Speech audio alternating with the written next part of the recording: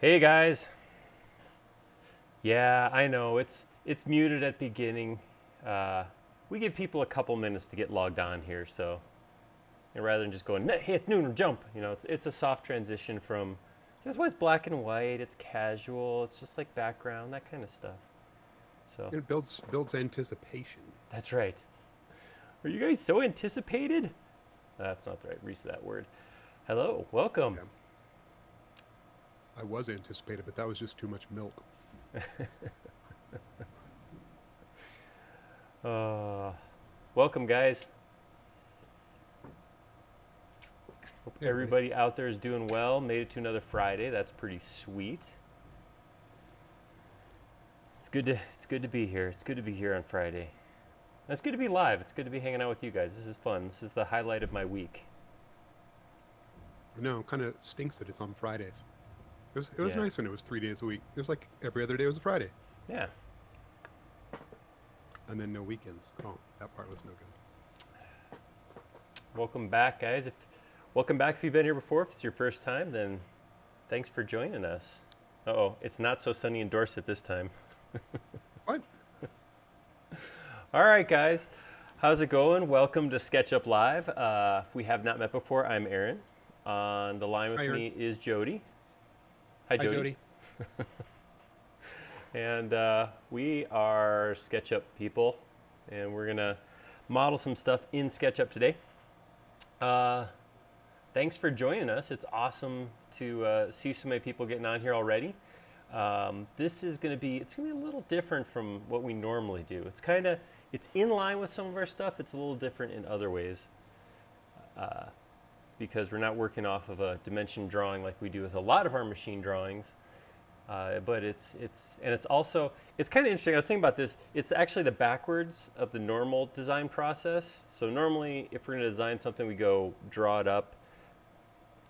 If you watch the video that we linked in the forum post, speaking of which, I'm like jumping ahead because I'm thinking or something. I don't know. I don't know what's going on, but Thinking, that's new. That's cool. I know. I try it every once in a while. Here, I think it's this one. Yes. So I did create a post over on our forum, forums.sketchup.com. If you're not already there, it's a great spot. If you're There's a not link. there, it's where you should go to get information on SketchUp. But this is what we'll be building. It was a miniature vise that Adam Savage over at Tested, formal Mythbuster Adam Savage over at Tested, made this out of some scrap material he had, which is really cool. It's a neat little design. It kind of falls right in line with a lot of what we do for our machine drawings. This one's a little different in that we're not working off of a drawing. We're actually working off of a couple of screen grabs that I pulled these all out of the video. So I think I put the Hey, link in there's there. there's a little bit of dimensions there. I see a 2 inches, maybe, right there beneath Oh, right the there. finished product. Yeah. So just use that as your Point baseline. 2 inches. So the Okay. dot Yeah. there. Perfect. So yeah, so we'll be working off of that video to actually design this. We did get an okay, we got a thumbs up. Adam and Norm over at Tested said it was okay for us to use this, so we're not going to get in trouble. Tested's not going to swarm us. The Tested SWAT team's not going to swarm in and shut us down. But this is going The to be fun. notably litigious Tested crew. That's how they roll, man. Whew. Don't mess with Tested. No, they seem like great guys over there, and I think this kind of falls in. We kind of fall in line on a lot of stuff that we do, I think. So yeah, gonna be winging it a little bit on this one, but it should be fun. It should be a good time. I actually got a tool for this, which is something I normally don't do because, like I said, we normally either we're kind of designing off a picture and it's kind of whatever's good enough, or we're designing off of those drawings. So we have a very specific values, but this time all we have is a picture. The only thing that sets scale is a picture of Adam holding it in his hand. So I did grab some calipers. So I haven't met Adam, but he seems like a human-sized person. So I did meet him years ago at a maker fair, and yeah, he was exactly one human sized. okay, perfect. So One that human helps unit. because I will assume that he has he has hands. I've seen them before, so I'm going to assume that his hands are approximately the size of my hands, and we will be, doing things like this to gauge size of how big some things should be. It's going to be interesting. I just keep looking at that horrific looking injury on his I know. middle finger there. It's like, jeez. I know. I felt bad, like, because that whole video. If you guys haven't watched the video, it's actually not a very long video. It's 18 minutes, I think, and he goes through and just kind of builds it all, and then does voiceover, and he builds the whole thing from some scrap metal that he has and screws he has laying around the shop, and I just felt like his fingers just looked beat. I mean, you could tell he's having fun. They got that way because he's doing something he loves. But man, yeah, he just looks like his hands have been through the ringer. I love how you just keep saying scrap pieces of metal and screws laying around his shop to suggest that, he has things laying around. He just has everything in his shop. He does. If you haven't seen a walkthrough of his shop. If it was me, I would be out there like taking the lumber out of a wall I tore down, or welding together chunks of a bed frame that we don't use anymore. No, Adam doesn't do that. No. He has big, thick chunks of steel. Yeah, his scrap is significantly more than my scrap. I'm starting to run low on scrap, by the way. I've been designing and building things out of scrap for 3 months now, and my shop's starting to look emptier. It's good. All right. So let's do this. So here's what I was thinking of doing. So I'm starting with an empty drawing. I do want to model like we normally do. I want to model, use millimeters as reference, but then model at larger scale so we don't run into the small unit size that SketchUp struggles with. So we're gonna model in meters. So we model this whole thing significantly larger than it really is. But like Adam, I'm not going to make my screws from scratch. I'll tap the holes in the material, but I'm not going to make screws from scratch. We're going to import some screws to start with that we're going to use as reference. So here's what I was thinking of doing. So I'll keep Laura for right now. You can actually, oh, whoa.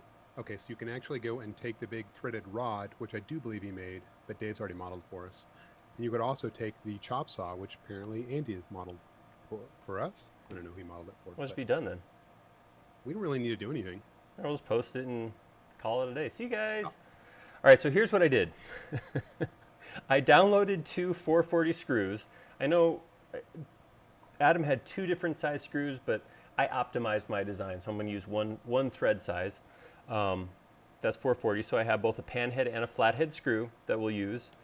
And then I do have a threaded rod. So I took the rod that Dave sent us, I scaled it to, he modeled it in meters, he modeled it very large, but I scaled it back. So I'm going to start by importing these 3 files, the threaded rod and these 2 screws, into SketchUp to begin with. We'll take those pieces and then we'll take those and scale them up by 100 times and then work at 100 times larger than normal and then scale back down afterwards. That's my plan. And we're talking about references. They said no actual drawings, no dimensions, anything like that, but these are the reference drawings we're working from. Very nice. And there's actually a little bit of discrepancy because throughout the model, or throughout the video, he does make changes and works on this thing.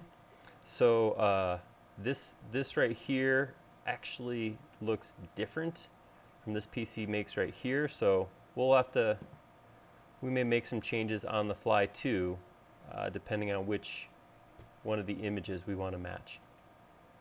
But it's going to be fun. There's some cool pieces in here, and you guys know how much I love some like liberty in the design, so I don't have to stick exactly to what it is. I get to play a little bit. So that's what we're going to do. I'll try to stick as closely as possible to the actual design though. All right, so let's go ahead. We'll hop into SketchUp, and like I was saying, I'm going to start by importing. So I'm going to go import, and I'm going to, on my desktop, pull in these 3 screws. So this is the threaded rod, like Jody pointed out. This is something that Dave actually made for us. So I'm going to work off of that, and then I will import 2 screws I got on 3D Warehouse. I downloaded 1 screw, or 2 screws. I downloaded a flathead and a pan head, and hold on, let me grab one more. Can't talk and insert apparently. I downloaded 2, and then I put links to them on our forum. Some of you guys may have seen it if you were on the forum. And then I went and looked at them, and they weren't actually screw threads. They just went like this, like basically like an accordion. And I'm like, oh, that doesn't work. You can't screw that in. So I actually downloaded different ones and shared them. I do want to point, Dave is making a good point. Adam did work in inches, which that works awesome. I mean, inches are cool. I got no problem with inches. The reason I like working in millimeters and meters in this case is because it's so easy to scale by 100. Working off of small pieces and then trying to scale up, so rather than saying it's 1 inch, call it 10 inches and having to do that math is painful. So just working off meters ends up being easier. I heard you saying earlier that you were thinking, so I thought maybe that was going to be just a trend for the day. May have been an accident. May have slipped. Oh, okay. Sorry, don't want to ruin any expectations.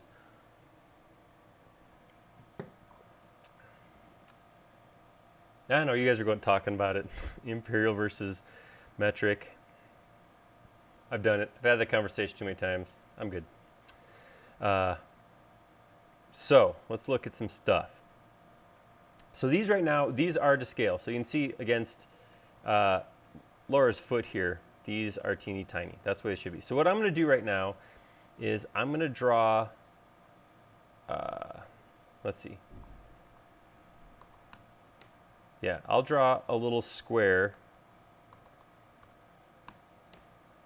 10 millimeters by 10 millimeters, and then we'll pull it up 10 millimeters. All right, so this is just for reference. So this is a 10 millimeter cube. I'm going to go to my model info, units, and change to decimal units. And I'm going to start with millimeters right now. So if I come out here and I draw a line across here, it tells me it's 10 millimeters. Now what I'm going to do is I'm going to grab all of this. I'm going to scale it 100 times. Now, if I check across this right now, it says it's 1,000 millimeters. If I come into here and set my length to meters, draw across here, it tells me that's 1 meter.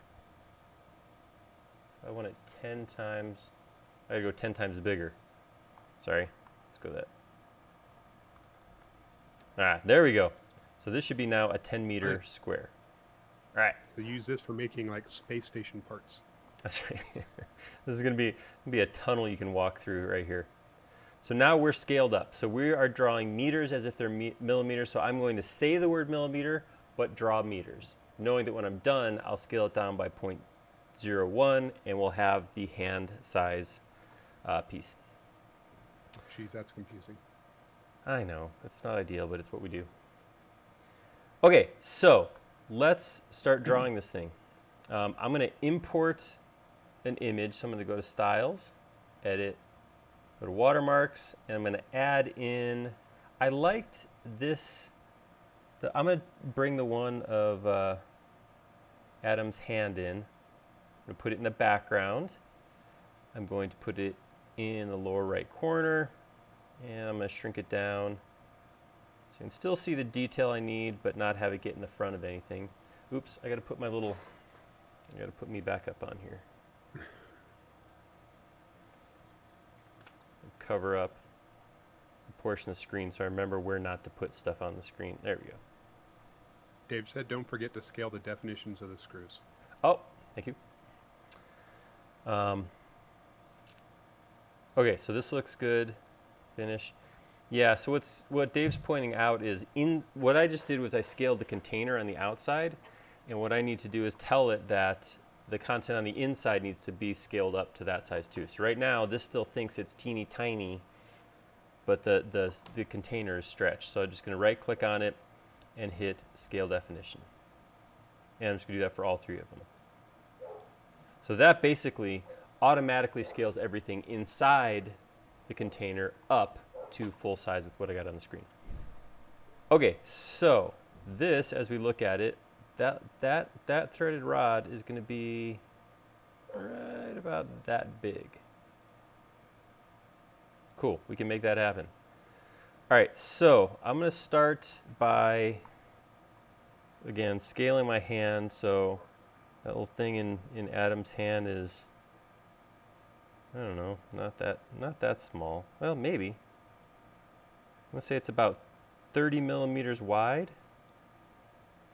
And then from his ring finger, it goes down just shy of his ring, about down his hand. So I'm going to say it's 30 by 60, the base of this piece right here.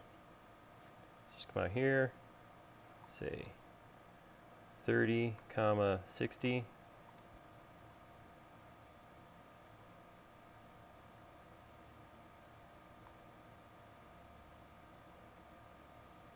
Here, how about this?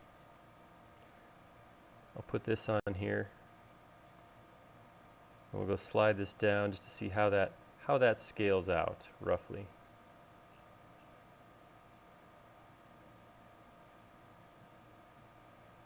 Oh, this is a 3D mouse like game challenge to align things. Oh, is in that what you're 3D using in space. your left hand there? Oh, son of a gun. Looks like it's about the right width, but it's got to be a little longer. So let's take this right here. Sorry, I couldn't bite right then. All right, that looks pretty good. I'm gonna say that's about right. Yes. Oh, hey, you know what I should do? I should probably save this. Do it. I dare you. I'm gonna try it.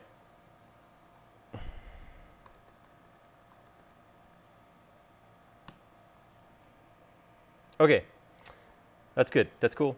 I like it. I like it a lot. We're gonna work with that. And I do have to apologize. No hair swipes today, so I apologize if I ruin anybody's game. But my Corona cut just got so. I don't know. I mean, it's been a long time since I've done anything other than just spike my hair up and leave the rest of it. That I don't know how people keep hair out of their faces.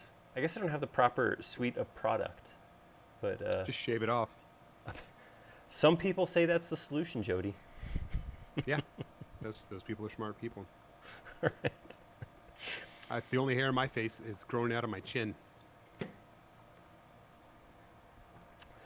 right, let's get this thing in here. Super glue.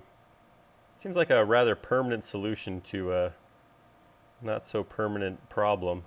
I really feel like gluing my hair in any particular fashion is going to work. All right, so that's 10 millimeters.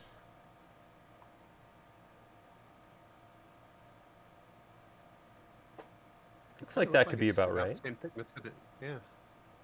And I think, again, based off this picture, I think this piece popping up here is probably 10 millimeters too. We'll try that and see how that all looks. So I'm just going to go Option, copy that over 10, and then push, pull that up. It's going to have to be, we'll go like 15. Okay, looks like we're definitely in the ballpark. That may actually not even be that high though. I'll have to look at some other ones. That's easy enough to push pull that taller if we want to though. That looks pretty good. It does have a channel running down the middle. So I'm thinking that channel, let's slide this over right now. So the channel, does it go all the way through? No. I think it does. I'm trying to remember. It doesn't. I'm looking at some other pictures. So on the bottom, that channel. The bottom channel does go all the way through. So there's a groove in the bottom, which you can't see in this photo, that goes like this, that was cut all the way down. And the groove in the top starts about 10 millimeters in from both ends and runs the length, that length. So we'll start right here. I'm going to come up halfway. I'm going to come up 5. Whoops. Try that again. 5. And then looks like it's actually pretty. How wide did I make this thing? This is 30, so I'm going to come this way. Here, I'm going to come this way. 10. So 10 is going to be 10 by 10. Oops.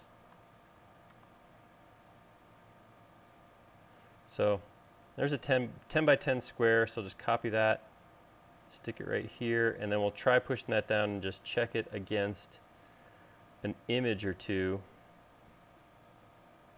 It actually looks like it's a little wider than that. So I'm going to take it and I'm just going to push it 2 this way and 2 this way. That looks about the same as the channel. Let me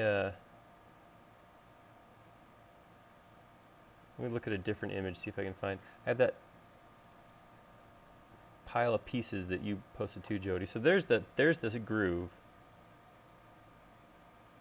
and then here's this groove. Yeah, I'm going to dig up the video, see if I can pick any extra bits out of that.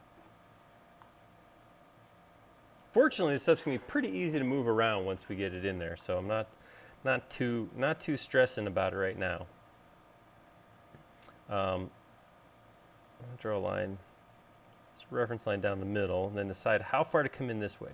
It doesn't, again, just using 10 as a reference, so this is 10.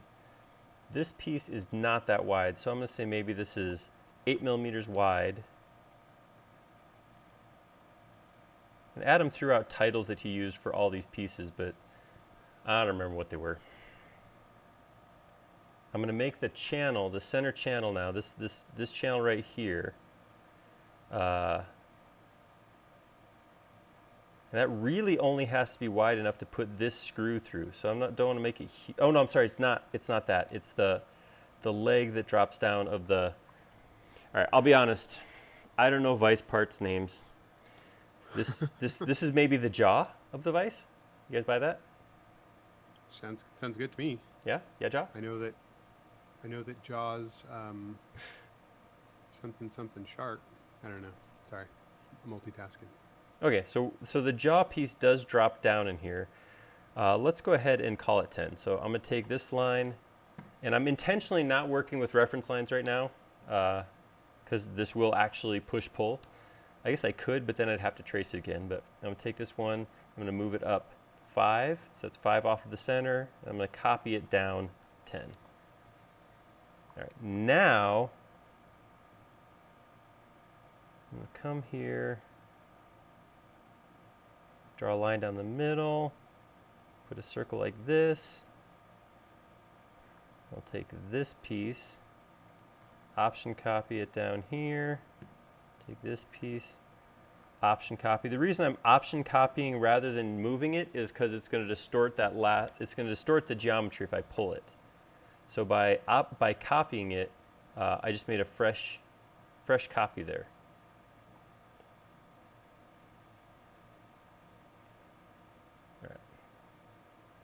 Okay, so I've got a picture of the clamp upside down that I'm putting on the forum, so you can see it, what it looks like on the bottom. There it is. All right, I'll pull that up. It's very handy. As like the last 5 minutes is him literally going through and just putting it all together.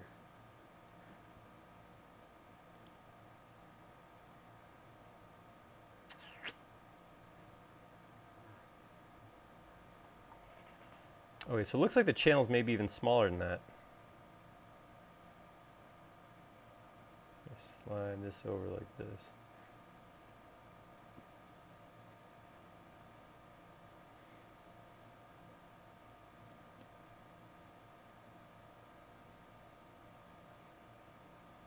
Yeah, we're close. We're definitely close. Actually, I'm surprised how close that is. It looks like this is maybe a couple millimeters too long, so shave that back a little bit. And then maybe we'll shrink down that this piece ever so slightly. So I did something. Let's drop this down 2 millimeters, 3 millimeters. That's better. So I did a dumb thing here. I don't know if anybody caught this, but not knowing the exact dimension here, I kind of jumped the gun when I made this. The issue that I created for myself was taking the outline and bringing it all the way down and letting it tie into this. Because right now, these pieces actually connect here. So I'm not going to be able to like move this without destroying geometry. Fortunately, I got some ideas about how to remedy that. What I'm going to do is I'm going to cover it up like this, and I'm going to offset it, this whole shape, and we'll offset it like, we'll try 1 millimeter. So that's going to take it in 2 millimeters, one from each side. And then I can take this shape and bring that to the other side. Of course, that causes a problem because I got a gap in here, but I can fix that easy enough, just 2 lines like this, and then I can erase that and get rid of all this. Okay, that looks closer to the picture that Jody just posted in the forum.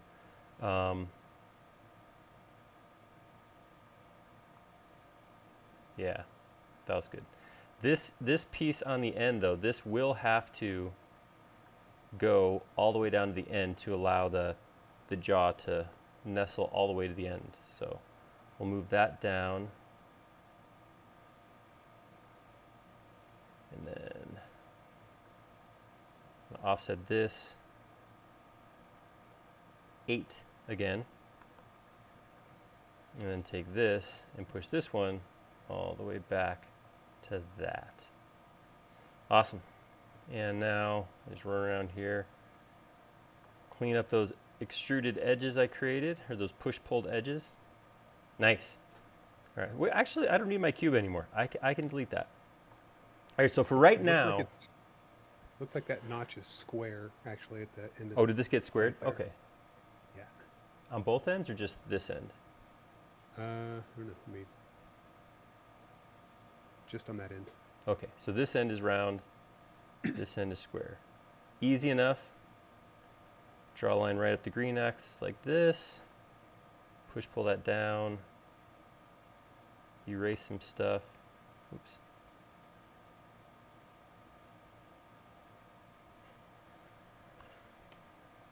All right, there we go. All right, I'm gonna call that, for right now, initially I'm gonna call that done. Triple click, make that into component. I'm gonna call this the base. Cause you know. So that is that initial, that's the base piece we had right here. It doesn't include screw holes or anything like that yet. We'll have to come in and add those in. But for right now, that's it. So let's go ahead and make the jaw real quick. Here's what I'm thinking for the jaw. I'm going to go back into this group right now, and I'm going to grab this piece and copy it. I'm going to come out, edit, and paste it in place. And then I'm going to pull it back 10 millimeters.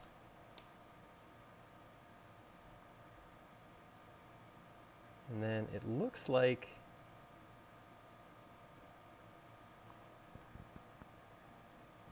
it's hard to tell exactly what we got going on here. I have a feeling that Adam just kind of shaved this off in a way that he thought looked good, but I'll come over 2 millimeters and come down 4 to create that piece.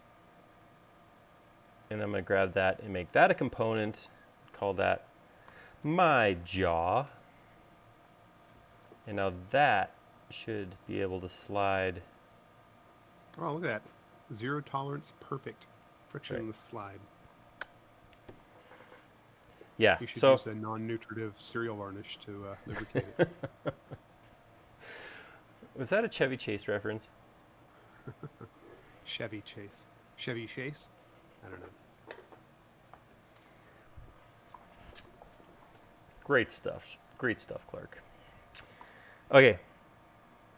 So again, no screw holes in here yet, but that's the meat is mocked up there. All right, but now I'm already starting to have some feelings about some things. Primarily this right here. So what I'm going to do is I want to move this. I want to move it from, I'm going to grab by the middle of the container right here. I put the middle of the container in line, the middle of, sorry, I know that got stuck behind my head there for a second.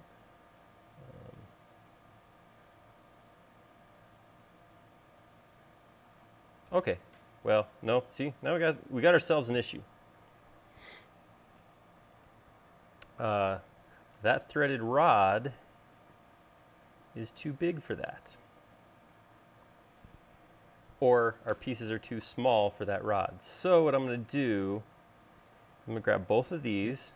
I was hoping I was going to find a part where he was actually machining the base and he would say a thickness, but yeah, I think he just started, he talked about like how much material he took off over and over again, but I don't know that he ever specifically said a specific dimension on anything. Dave said he modeled that at 3/8 inch diameter and 3 inches long. Yeah, I went in and scaled it outside thread to outside thread to 0.375 inches. So we should be good. So with that, if I do that, then I can come in here. I can push this piece down to here. This is kind of what I was expecting this modeling process to look like, by the way. This is not out of where I thought we would be doing this. Would be to design and redesign a couple times to try to make, I'm sorry, I just looked where the camera, I moved the camera, by the way. You are now like in front of me rather than over there, because when you were over there, I kept missing you. And now, as I look up, I'm back over here. So I train myself quick, apparently. So sorry. I apologize for the lack of eye contact and if that ruined the intimacy of the moment at all. But, all right. I think that's good. I'm going to save it. We're looking all right. We're looking all right. It's good. That's good. Okay. What is that? What's a little line doing there?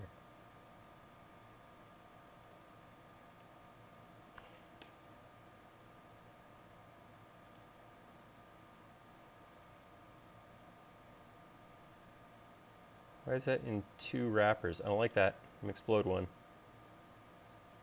Right. Okay, so this is looking good. This is looking perfectly acceptable.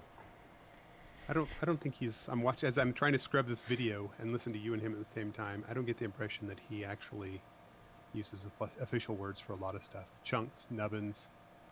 He talks like a real human. You know, I thought I liked Adam, and that just kind of proved it, that because accurate terminology, that's like, that's not a thing you should have to do. That's for people with like pocket protectors. Yeah, you should be able to say stuff like stuff. Right? Yeah. Okay. All right, let's put this piece right here. There's a chunk right here. It's rounded over, this brass piece, this little keeper, I think he called it. Good a name as any. So this is 8 millimeters wide, according to my model. There, I just drew I did it again. I drew the rectangle rather than. Right. And this is Invasion of the Body Snatchers. What's going on here? I know. It's the thing I do. Right. And then I'm going to make a square here that's 8 by 8. I'm going to take that square, copy it over here, and then this piece right here I'm going to pull up to actually probably this full height right here. All right, that I can work with. Now what I want to do is I want to arc over this. This is where Adam just sat, clamped it in a vise and started filing away. I like that. Kai has been keeping track of my official technical terms. We got thingy, chunk, flip. What's it? That may be a thing. That's an important one too. I don't know that flip has been uttered yet, but I'll try to work it in. I thought you were over there again. I'll try to work that in. Thanks, Kai. All right. So what I want to do is, and this is not absolutely necessary, but I want to like try to get some precision in here if I can at all. I want to start. Wait, precision. This is SketchUp. Hey, I do my thing. I want my half circle. Just kidding. I'm talking smack. It's an option. Okay, Precision is always an option. So. Is that what it says on your shirt? Oh, my shirt says I tried it at home.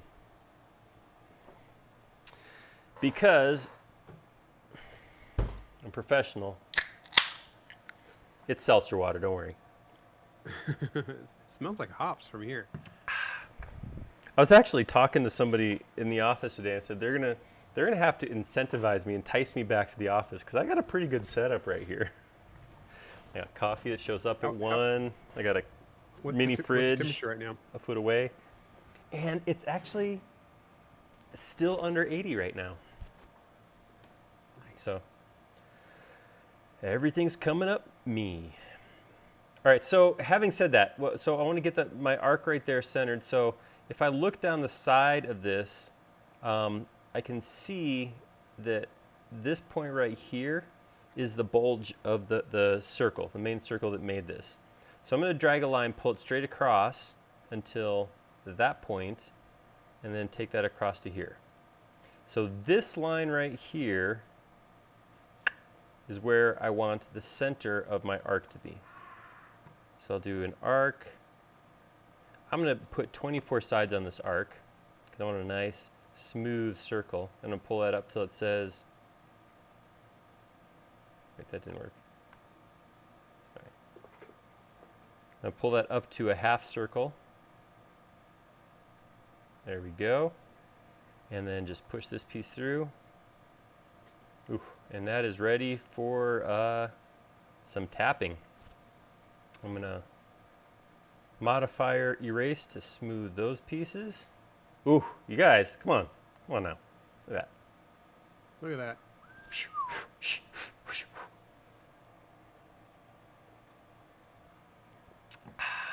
Okay.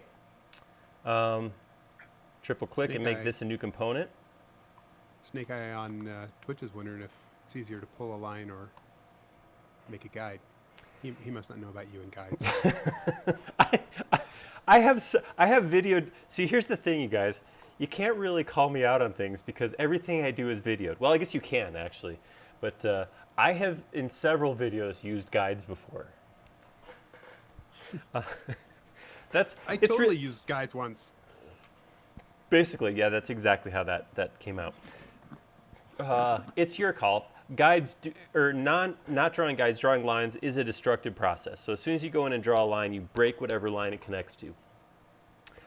Generally, erasing the line afterwards will allow the line to heal, but that doesn't always happen. There are situations that you can create where cutting it with a line will leave it cut later on. So guides are nice because they're non-destructive and they'll stay there. So I do like guides a lot. But I'm fighting against about a dozen years of SketchUp use where I never used guides. So it's my new trick. It's kind of like saving regularly. It's something I'm working on getting better at. Hey, have you done that lately? Yes?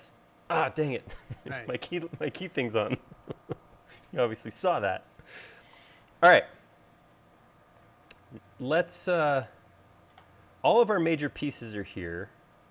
Let's start making some. Let's start doing some more stuff. Um, let's uh, let's do this.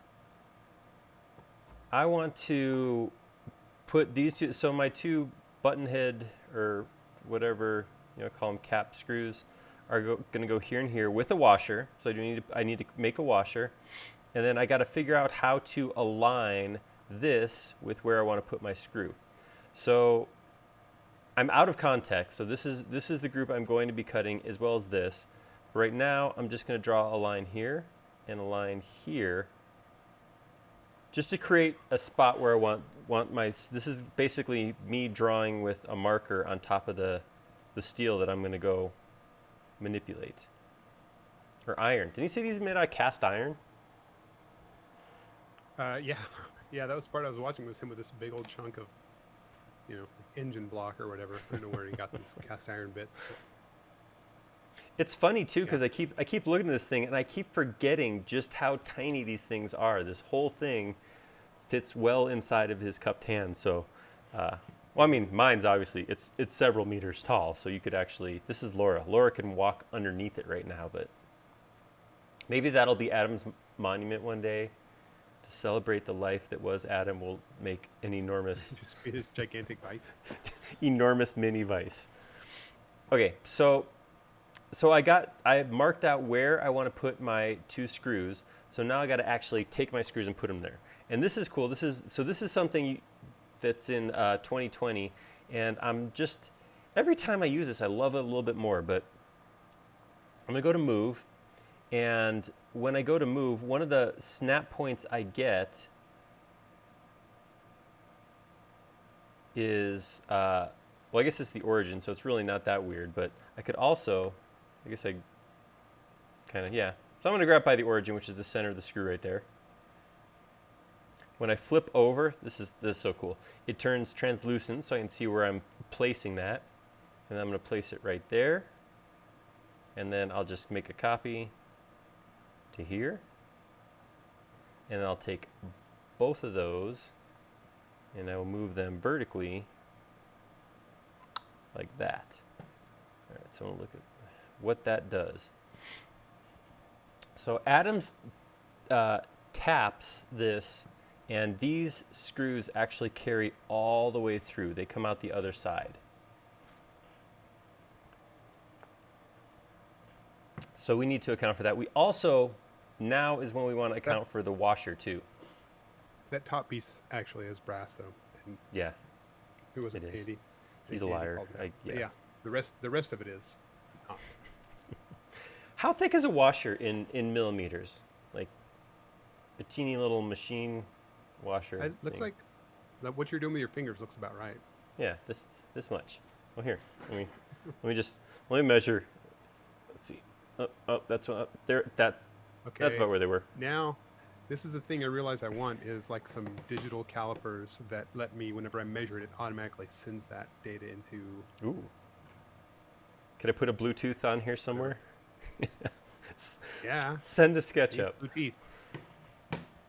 It does have a digital readout, but it doesn't do anything with those numbers. It also doesn't turn itself off automatically. All right. Yeah, I went and bought. I think I had that exact same set because I just recently bought a box of the batteries it uses. Yeah. Because every time I pick it up, I'm like, oh, doesn't work. You know, a company that I thoroughly enjoy that gets a kind of a hard time is the Harbor Freight. And I know they sell some low quality stuff, but that's where I bought a thing of watch batteries, like 40 different assorted size button batteries for like $4. And yeah, I've been using them in all kinds of stuff.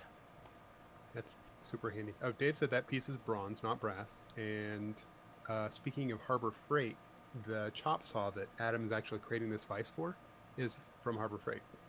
I saw He mentions that. several times.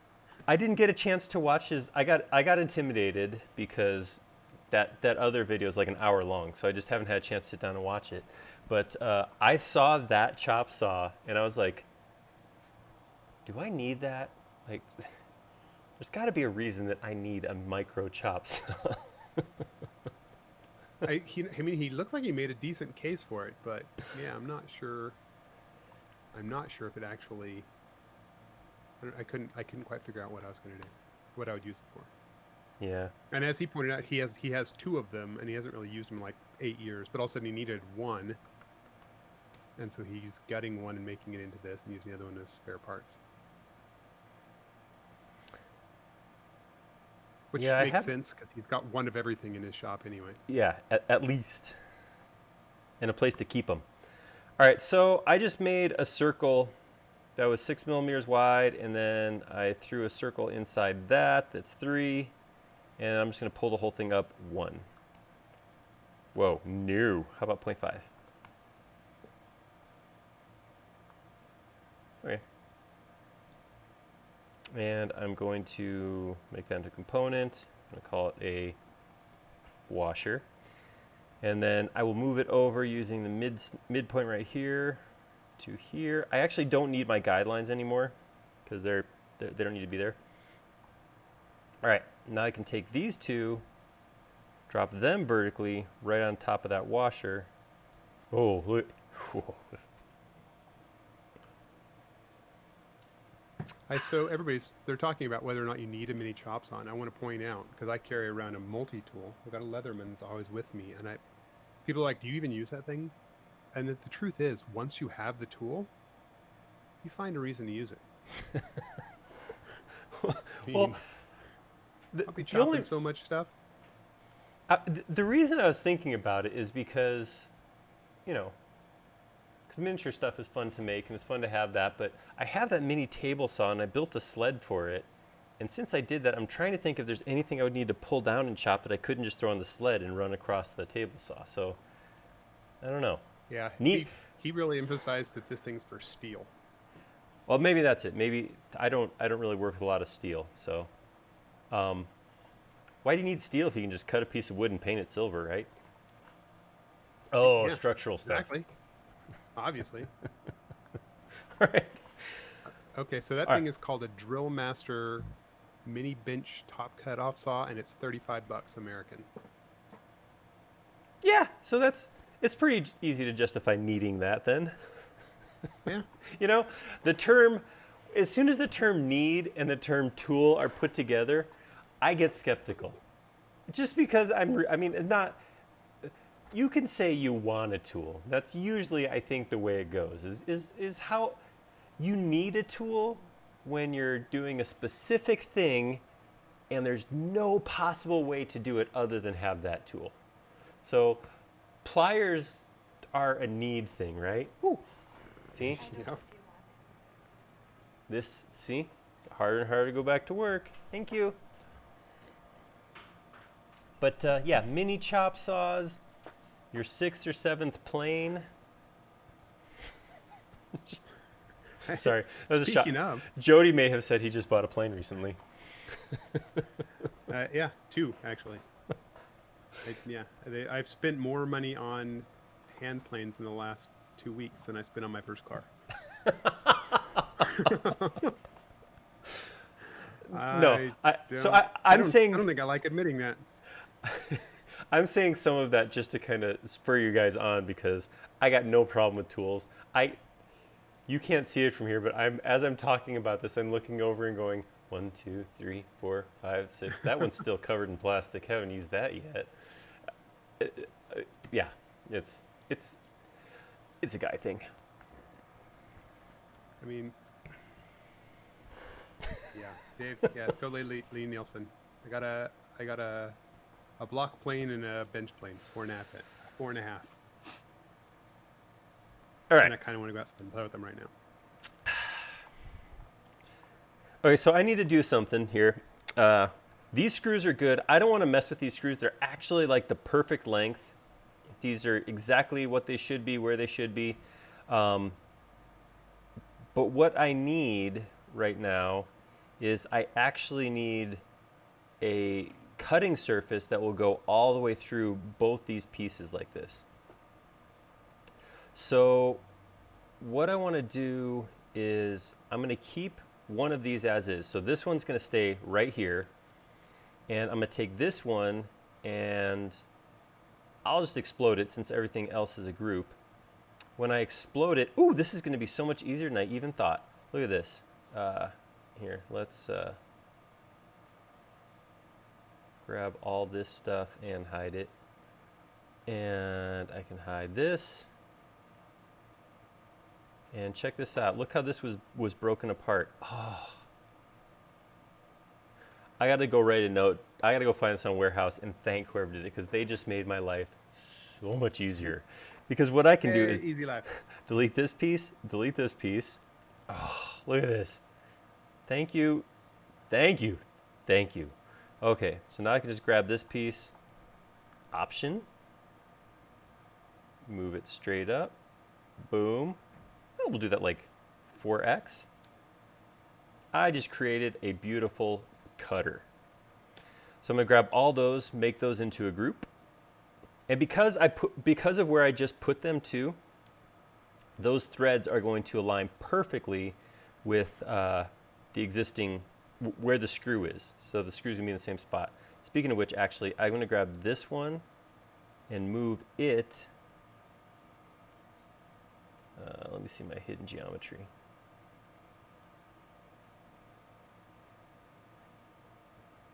Where's my cutting line? There we go. I'm gonna move down one more. No.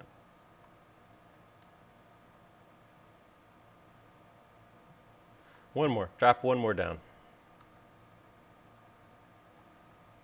All right. Now I'm going to take all of those, explode those, and now I got to make this into a solid so I can cut it. So I'm going to come up to the top and hopefully just as simple as that. And on the bottom, that. All right, let's check it for solid. Got some issues.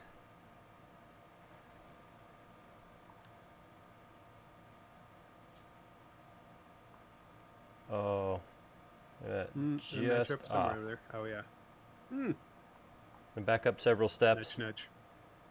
This is one of those times people always ask for like a nudge functionality in SketchUp, and that's the time that I want to nudge is something like that. But Yeah. I don't know how to nudge things in 3 dimensions. So what I need to do, I was not very careful about this. I'm going to grab it by this point right here, Option.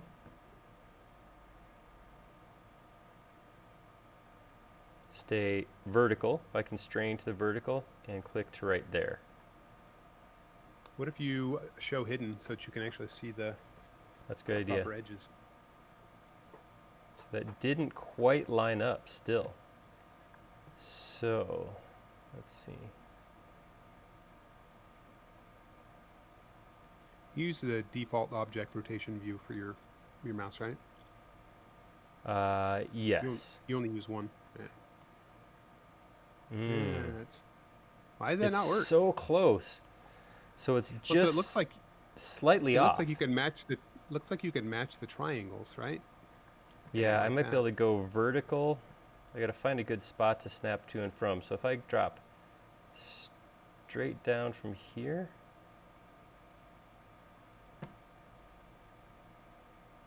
All right, I gotta find a good spot where I.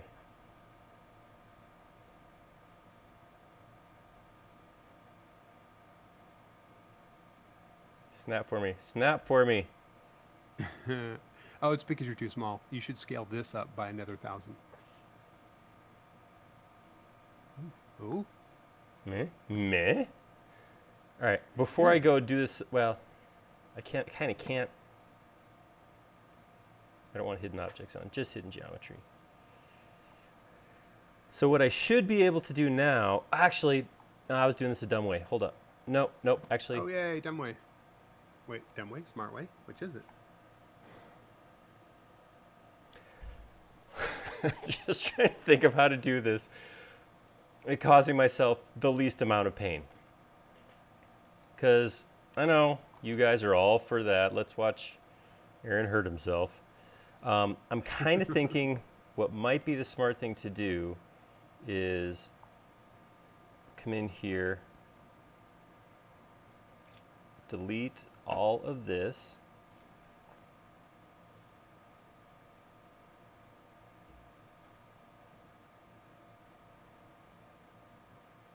Something like that.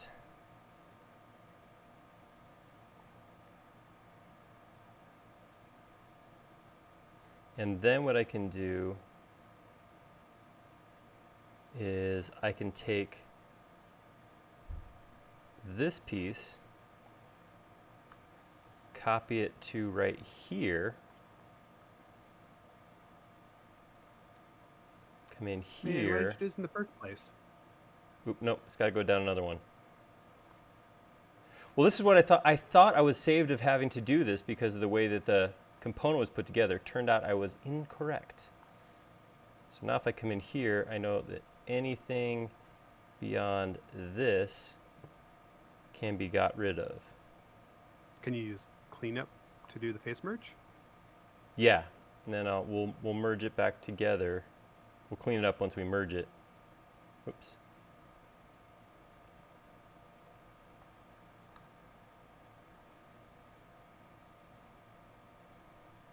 Erasing, erasing, erasing. What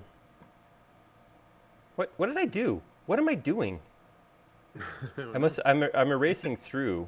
I'm erasing stuff on the back side, I think, because these pieces shouldn't be gone. All right, not a big deal. All right, so if I do that, and then I can get rid of. All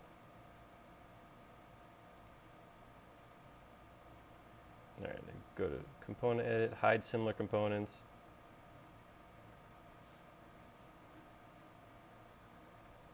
Do we not like Dave's screw? Oh, Dave's screw's good. Dave's screw's right here. Yeah. This is my other piece. All right, so there. Now I can take this, option copy that straight down, and we'll do that 4x, 6x. Nope, didn't catch it. Move that down again. 2x, and I think we want to take it up to just to be a little extra. Option copy it up. 2x. Now that should all align.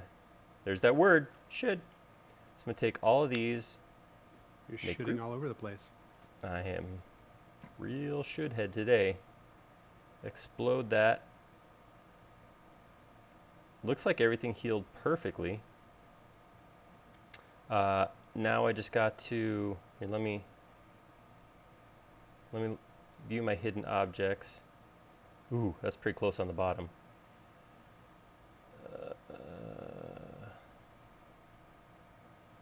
But it'll work.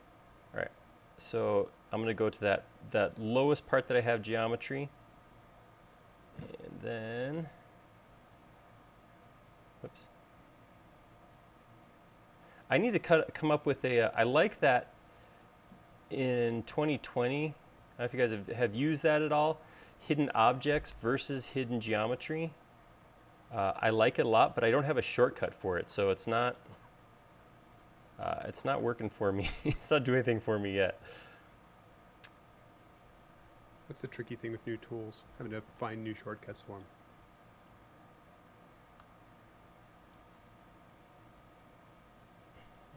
What I'd like to add to SketchUp is voice commands.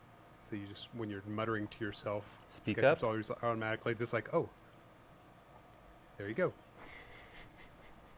Speak up. Wasn't that a April Fool thing? Was it? Yeah. Or was it going to be? No, it was. We released that video. That was really something. All right, so I'm going to take this piece right here, intersect face with model. No. Actually, I'm just going to take both of these. Command X, go in context, paste in place, and then intersect face with context. That should break it, so now I can just get rid of this. this, and should be able to just grab that and delete it. That and delete it. Same thing down here, delete this face and this face. And then I know I could run cleanup at this point, but I really feel... Why do that when you could just click with an eraser for the next 5 minutes? No, so that's my, Oh. this is my learning point, my teaching. If I just cut the end off so it breaks the line from the rest of the geometry, then I can just double click, Oh, teaching moment, nice. delete, triple click, delete. Okay, now let's check and see if this is solid. Solid. Okay. And now... Solid as a chunk of cast iron. That didn't have the same flow. It doesn't work the same way. All right, so I'm gonna now, what was I gonna do? Save, I'll save, because I don't remember what I'm doing next, so that's gonna be my new default behavior. If I forget what I'm When in doing, doubt. save. Because there's a good chance something's going to break in a minute, right? Right. So correct me if I'm wrong. All you smart... Oh, I will. No, I was talking to them, not you. Okay. Sorry, that wasn't very nice. Okay, correct me if I'm wrong, all, including Jody. This piece right here should be threaded. This piece right here should have a hole that clears the threads, correct? That will, when you screw this screw down, then that will cinch this brass piece down to this piece. Is that correct? Yeah, that's the plan. Yeah, that's the whole purpose of that bolt. Right. Dave said correct as well, in case you want to hear someone else correcting you. I would have believed Jody. Okay, so that means what I'm going to do is I'm going to take this piece right here. I'm going to go turn on solid tools, and I'm going to say trim, not subtract, trim that out of this piece. And thinking, done. All right, now I'm going to take this screw right here.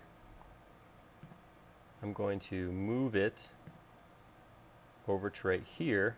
Then I'm going to grab this threaded rod that I'm using as a cutter, slide it. The reason I'm swapping them back and forth is because I want to use that same placement point. So by snapping to that middle point, I'm saying stay relative to the hole. So now I can do the same thing. I can select this one. I can say trim that out of this. And with that, I think I'm, for right now, done with that 440 threaded rod. And I grab this screw, and I can bring that back to here. I should be able to look up here and see screws in there. Yep, there's my screw ends down here. The threads line up perfectly. So the last thing I need to do is come into this, put a new circle. So from the midpoint here, come to where they join up, 1.5 millimeter hole. Before I push pull it, I'm going to copy it, put it over here, in the middle, push that down the bottom, double click here, click out. Oh!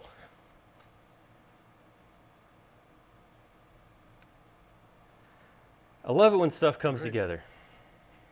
I like the idea you're doing this with clear pieces, so maybe you could make one of these just out of acrylic. That would be not very effective at clamping because it'll break the first time you put stress on it, but it'd be neat to look at. You mentioned that, but one of the things I really thought was cool, I don't know if, he's talked about how he made it in a one-day build, but one of the things on Adam's video that he had was his tap guide. He had a piece of acrylic with holes that were perfectly perpendicular, so when he slid his tap in, he assured that he was tapping straight. I thought that was pretty cool. Yeah, I have that for woodworking, not for tapping, but just for like if I'm freehanding doing a drill, just a drill guide to keep it straight. But the fact that he was using it for taps was just brilliant. Yeah, that was pretty cool.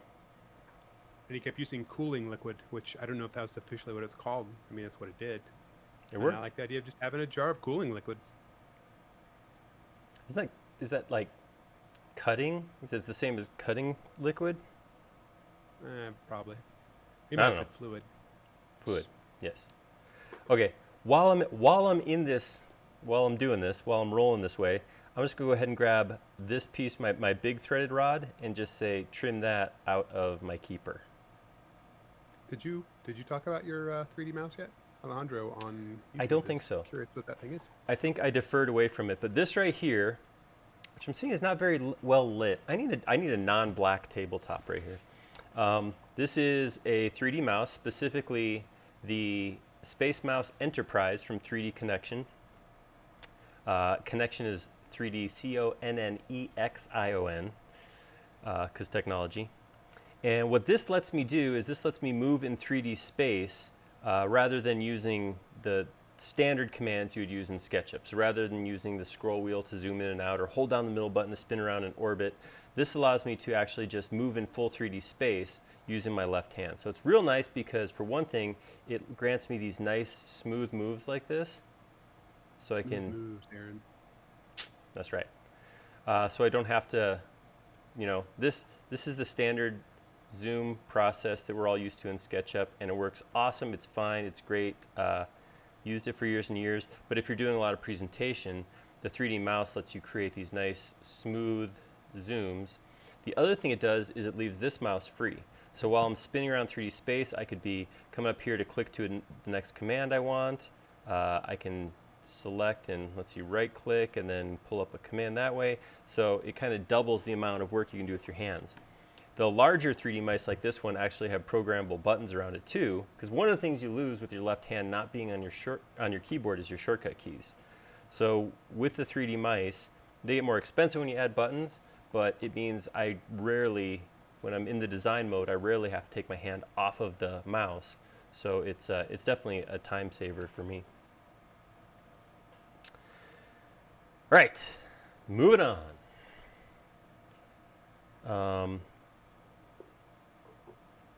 Everything's looking squared up. Everything's looking beautiful. I'm gonna keep moving through here. I'm gonna move on to my jaw. That's what I called it.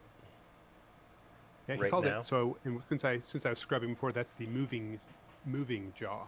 Oh, moving jaw. And this is the immobile jaw. No, wait. Which one are we talking about? The one that's mobile is moving, and the other one he didn't even call it jaw. It's just like the base or something like that. Stupid, just a base. All right. Yeah. So one of the things that is difficult about working with threaded pieces is, well, like here, let me turn off X-ray and let's just look at the end of this piece. So there is what is almost a circle.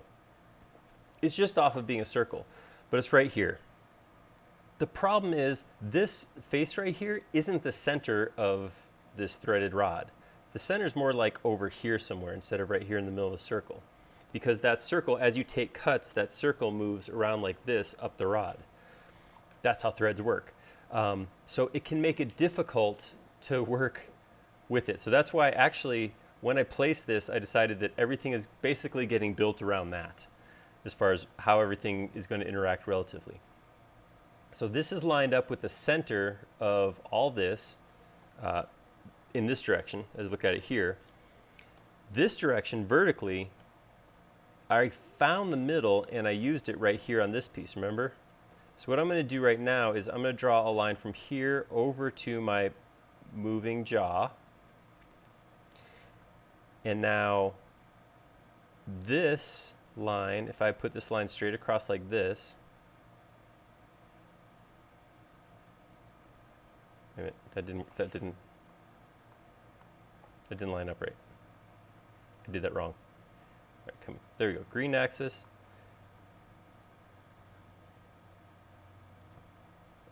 That and this. So that's the center of this piece and the center of the outside most threads of the rod. That gives me the center of this mobile jaw as far as where I want this piece to come into it. Because what happens on the end of this, we'll have to look at a different picture, is this. See that right there? That's what we got to put on the end. So it's like the unthreaded rods were turned down, so it had a smooth piece, and then it has a little notch in here that a set screw goes through this hole and traps that in place. So we need to get that geometry created. So what I'm going to do is I'm going to start with the hole in this piece. So I'm going to grab those lines I just made, I'm going to cut them, I'm going to go in context, I'm going to go edit, paste in place. Now I'm going to put a circle in here. I have no idea how big of a circle to make though. Hold on, let me hop out real quick. I'm going to turn on X-ray. Start drawing my circle right here. So if I was to come across, let's look from the other side.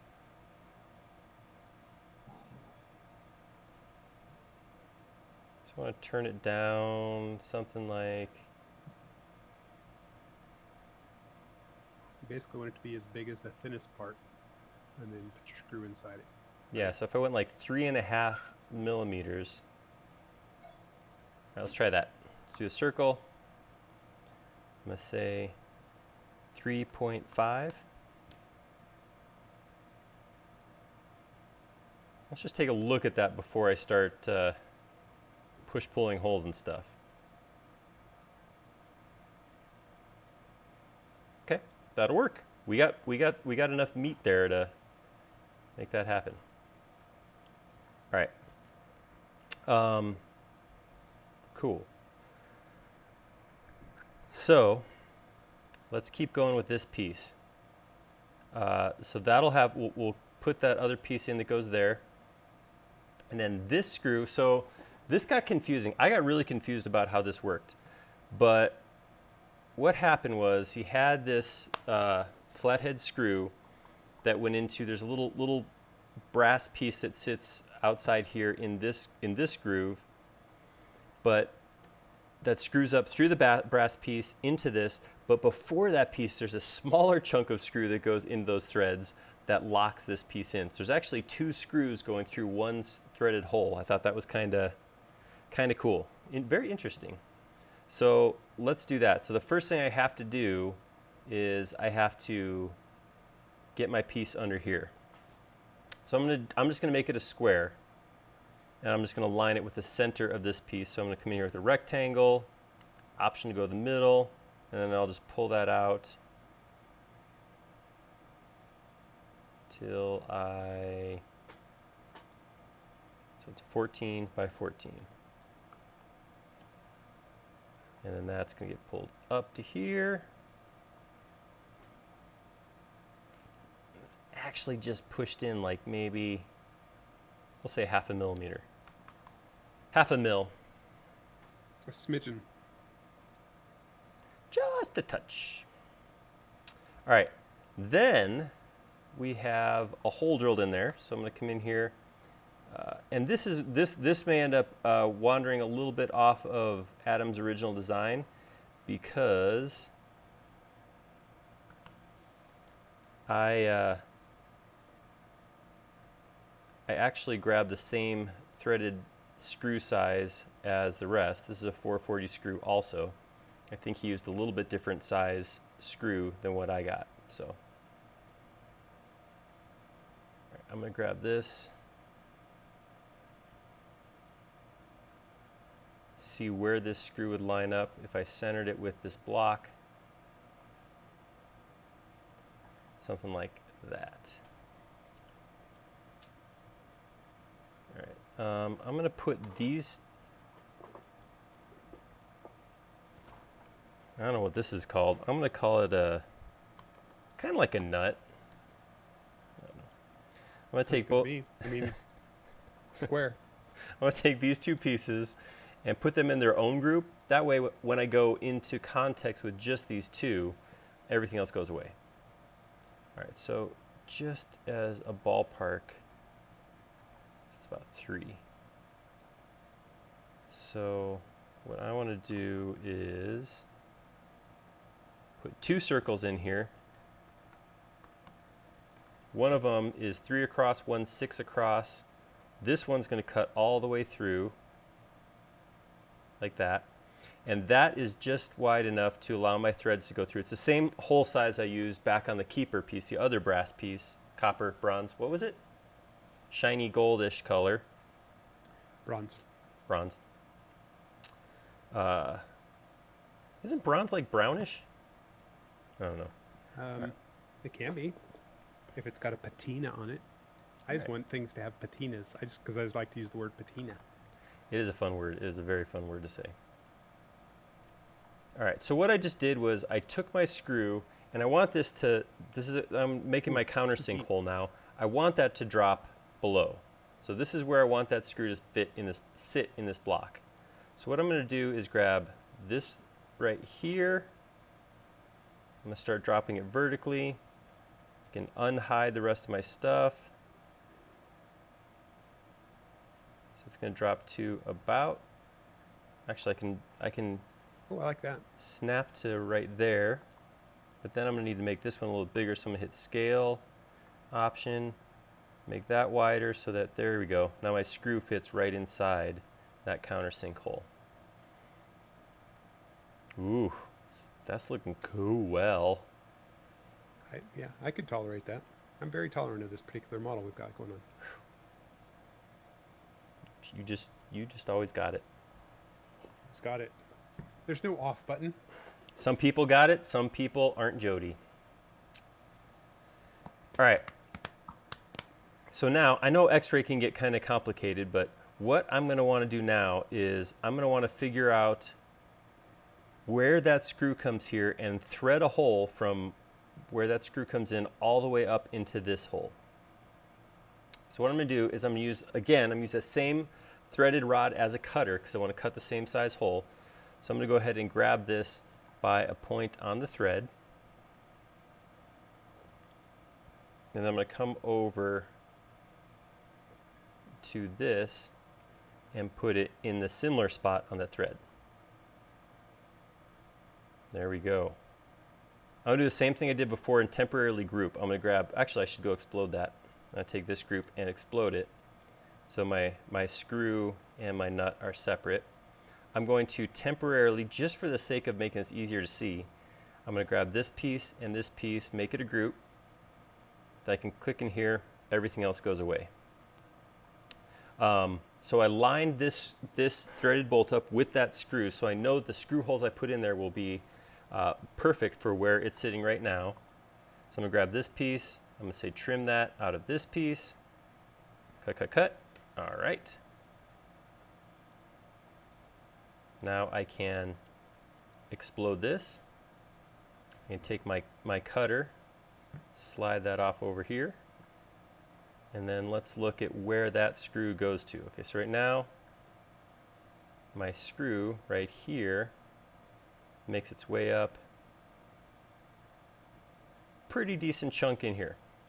So I'm going to have to pull that back. That's a little too far because I need room for a smaller, it's like a set screw that goes up into here. I want to have enough space for it to grab a couple threads and then lock into the rail that's going to be on this piece. So what I'm going to do is go in here.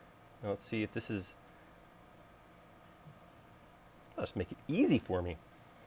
All right, so first thing I'm going to do is I'm going to take this screw.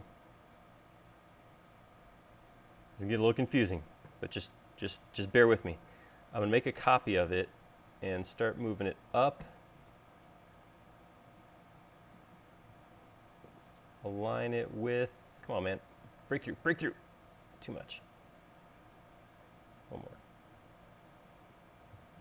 There you go. So we got two copies. This one's sitting way up in there. This one's down lower. I'm going to take the lower one, and here's what I'm going to do. I'm going to take the middle piece, delete it out, slide this piece right back down like that. And now my set screw, I was taking advantage of that file that I happened to download, sits like that. Problem is, I did that to a component, so my one up top got shortened too. Undo, undo, undo. Oh, Let's make unique. Let's make this guy that's sticking up out here. We'll make him the unique one. And then do that again. All right, delete the middle. Select that piece, move that vertically. Bling. Ding. Perfect. All right, so I got a little tiny set screw in there. Now, this piece right here, I'm gonna have to mess up a little bit. I think I'm just gonna need this right here. I'm gonna go. I'm gonna leave the reservation for just a sec. I'm gonna get a little bit kooky with my plans here because I don't know what I'm gonna do. I'm gonna make some things up. How are we supposed to follow along with this? And I don't understand. All right. So I'm gonna close off the end to start with. And then on this end, all right, so here's my component right now. I'm gonna go draw a circle right here, pull this out, 0.75 millimeters, and extend that up like that. That length may change in a minute. Then I'm gonna come over here. I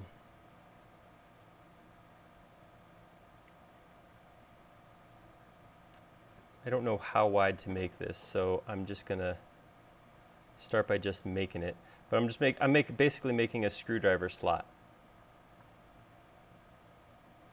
And I'll keep it centered by. Mark said just put a slot in there. Totally agree with that. Or a hex. A little hex hole. Yeah, but slot's a rectangle. That's easier. I guess. All right, so I'll take this, for slots. subtract it from this. Oops. Subtract it from this. There we go. Whoops, whoops. Hey, hold up now. I didn't finish.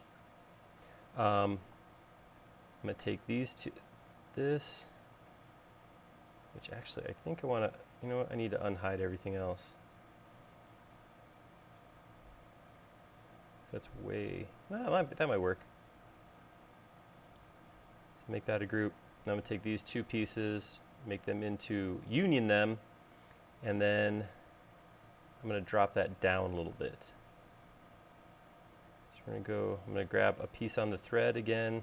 Let's turn sideways just a little bit so there's less interference. I'm gonna drop that vertically. There we go. So now, in one screw hole, we have this piece down below that's holding the nut in the rail, keeping our moving Joffre moving. And above that, we have a homemade set screw that we just cut a little slot into that's going to come up and ride in this little piece that we have yet to make. Whew. That was exciting. You know, it's funny because I was looking at this going, man, there's only like 5 or 6 parts on there. Yeah. It's funny as the threads you're not even doing, but there's so many manipulations of the threads to actually accomplish it, so it's still a beast. All right. Let's finish off this guy right here. So I'm gonna come in here. You should save and check your hair and drink some water.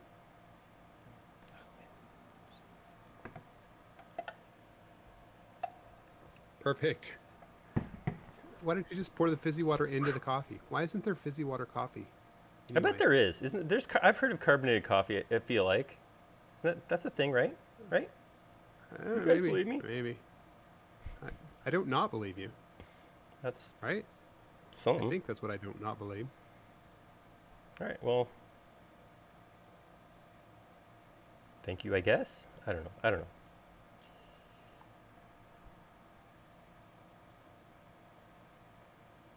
All right, I'm trying to figure out how to reference.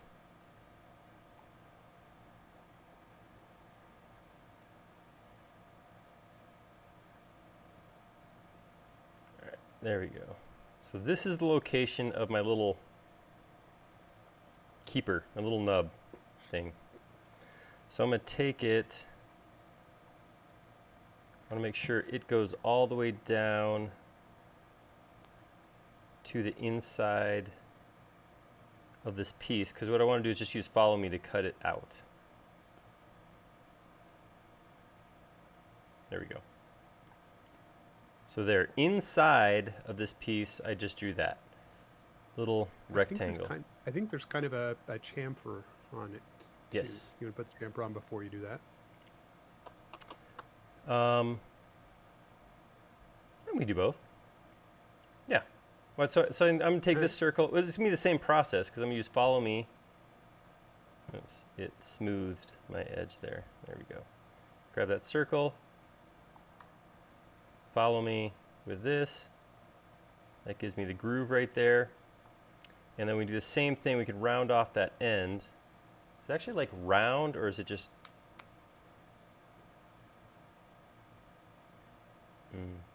It's teeny. It's hard to tell. Need a bigger, zoomier version. Well, let's do this. I'm going to come here, 0.75, drop down, 0.75. And now I have the option of drawing a line straight across, which will just give me that, just chop the end off. Or I can take an arc like this. Yeah, that arc looks nice. We'll round it. And then all I have to do is, this is a nice thing about the 3D mouse too, it's really easy to hop inside of stuff. Now I can grab this circle, say follow me, click right there, and there we go. That rounds off the end. I'm going to triple click that. Actually, I don't even care about the rest of it. I really only want to smooth out just that end piece. I made that really high poly there. I did not mean to use quite so many polygons. Apparently I clicked something. I wasn't intending to click. Oh, you know why? Hold on, I'm going to back up. Back up. Because when I did that half circle, I used 24 sides. So that just, in that same little teeny tiny, minuscule little section, I just did the same thing. I just put a whole bunch of cuts there. I don't need that much. So I'm going to go to entity info. I'm going to drop it from 24 to like 4. That'll work just fine. There, grab that again. Follow me. There we go. Yeah, I was just trying to scan back and figure out if we had a good picture of that. We, in fact, do not. But he calls that bronze thing, the thread, I think is a bronze thing, or maybe it's the bolt, a thread carrier for the vise. Which thing do you think he's talking about? I think so. Yeah, I would buy that. That makes sense. All right, so now we got my little guy locking this guy in here. Awesome. Yeah.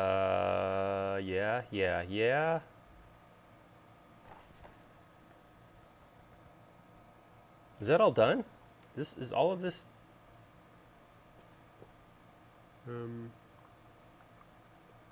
Just gotta make a place on the end, put the handle, I guess. Yeah, gotta throw the handle. Actually looks like the funnest thing to model on this thing.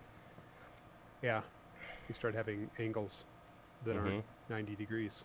It's rounded on one end and squared with the corners knocked off. Oh, actually, speaking of corners knocked off, he did knock the corners off this little brass piece. So I'm gonna do that as well. I'm just gonna come back. So did you watch 0.5? Did you watch the whole video? I did. Because like at the end, he actually goes through and like blues the two handle pieces by just setting it in brass and is superheating it. I've never seen that before. It's like magic. I've discolored metal before in my attempts to solder, but that was really cool. Yeah. All right.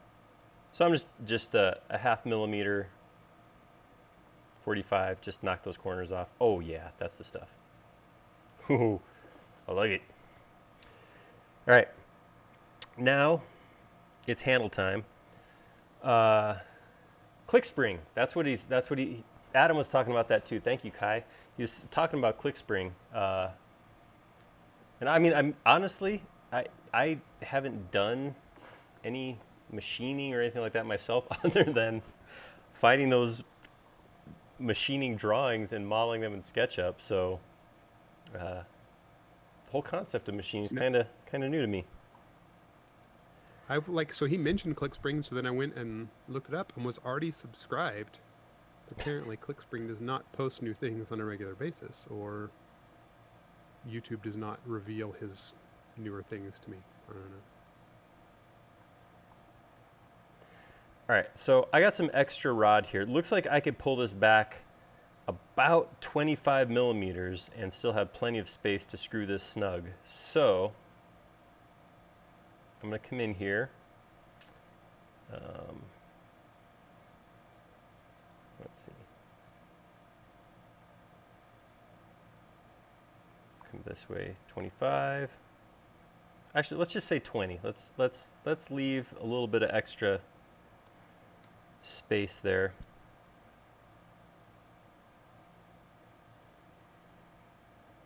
Like that. Sweet. I'm going to reverse that face. I'm going to grab all of this and intersect that with the selection.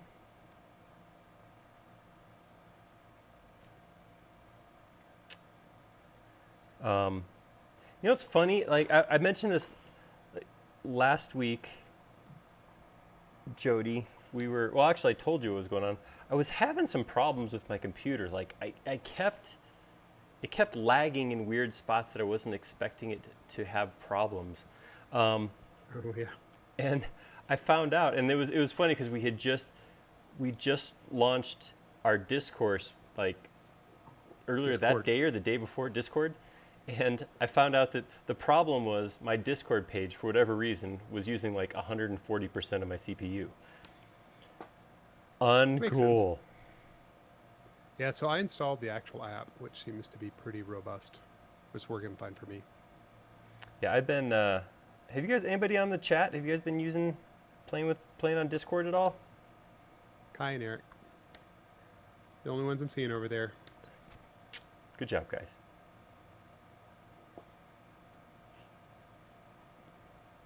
And right. Eric actually even shared a link to this over in the tested Discord. Ooh, but nice. Nobody showed up from there. We didn't want them anyhow. Yeah. Forget those guys. So, again, working with threaded rod, the tough part is finding that middle. So I'm just using this end, which I know is what I'm assuming I'm centered around. Drawing a line down to this end, and now I will come in here, and because this end, same thing, just has kind of a tapered piece. It's or not a tapered rod that just sticks out. So we'll go 2.5, and then I'll have that stick out. I don't know.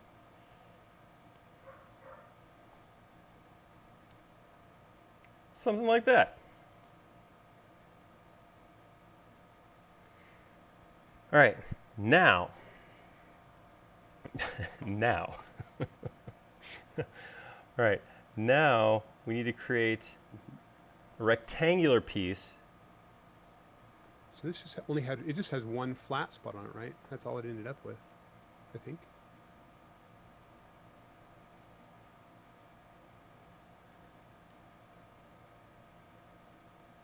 I'm gonna draw. Here's what I'm gonna do. I'm gonna start with a rectangle around the middle,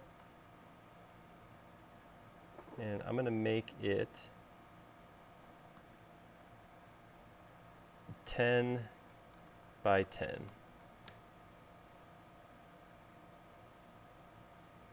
I'm gonna put a circle here in the middle, which I'll delete out, and I'll just pull this back 5. I think my main takeaway from this Adam Savage video is that I want a Bridgeport milling machine. I mean, I'll have to give up half my garage, an entire car slot, but I think it'd be worth it for me to periodically make things that I make absolutely no money from doing. I think I can get my wife on board. That was sound tool guy logic right there, as we were talking about before. All right, so I'm going to take that. I don't have a good idea of how long this is, so I'm just going to go with 30.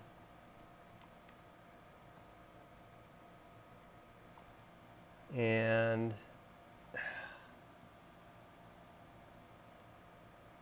it kind of looks like this is round. I think the corners are just knocked off on this end, and then the end is rounded on this end. It was not symmetrical, I don't think. Yeah, I just got to the point where that's still just a four-sided chunk before he mills it into something with a little more aesthetic pleasure. Oh, that sounds weird. All right. Well, I'm going to go ahead and start knocking corners off. You figure out what the ends look like. Oh, he didn't really go into it. It's just like, I know. it's very much like that Far Side comic. And then the miracle occurs. And that's exactly what happens. Okay, so the end that's going to hold the handle is rounded all the way around. Right. That end. And then you've got the little chamfers cut between the two holes that are drilled for the respective things. And it looks like he probably took the corner off, but didn't really round it close to the bolt hole. So it's just knocked off. Yeah. Okay. Yeah. We can make that happen.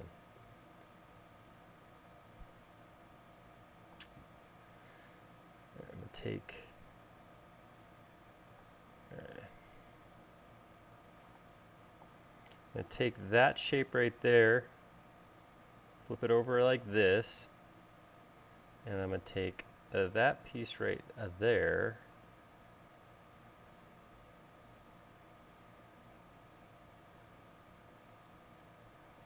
and I'm going to flip that over here.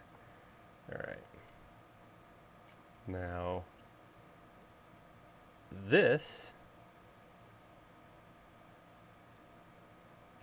that shape right there, then, I will take and rotate like that, and then I will rotate on the next corner,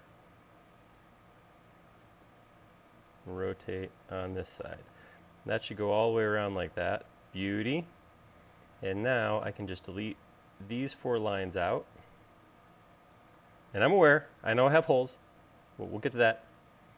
So I'm just going to go like this and like this. And I could right now grab those 3 pieces and use this as a center and rotate it around, but this is as close as I'm going to get to stitching on this model. Oh.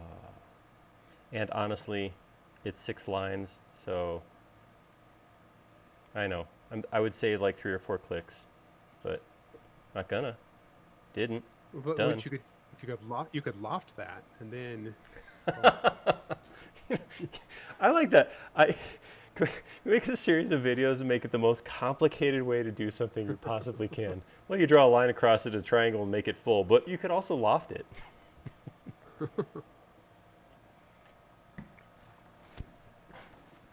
This is looking pretty good. All right. So I'm going to round this off. This is a half circle. I'm going to start with an arc. I'll go with like 12. I don't need 24. I'm going to move it back here. Put my half circle in like that, then grab this piece and move it back to there. Push that through like that. All right. Then I can smooth that. And like we're saying right here, it looks like the corners are just knocked off, so I'm going to come back 1 millimeter, drop down 1 millimeter.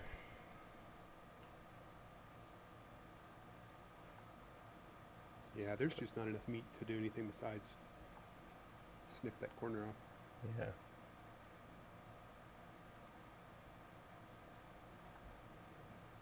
Awesome. So this too has a set screw. So what happened with this piece is he actually just, and he said this, they didn't show it, but he said he just put a flat on there like that and then stuck a set screw in here on the end. So we'll do the same thing we did before. I'm going to actually steal, hide this temporarily, copy that.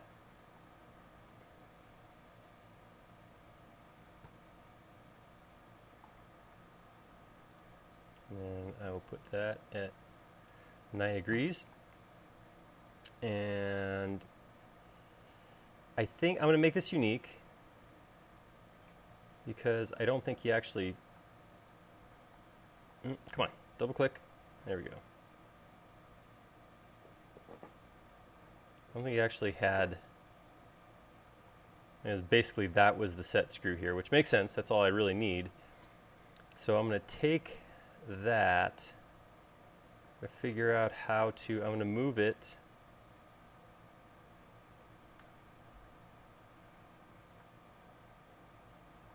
move, option, no, modifier, boom, there we go. I'm going to move it by the center of this face. Oops.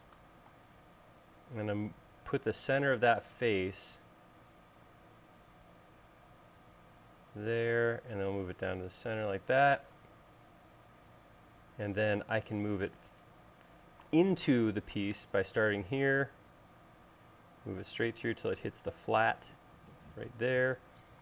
And that is then flush. So that would be locked in like that.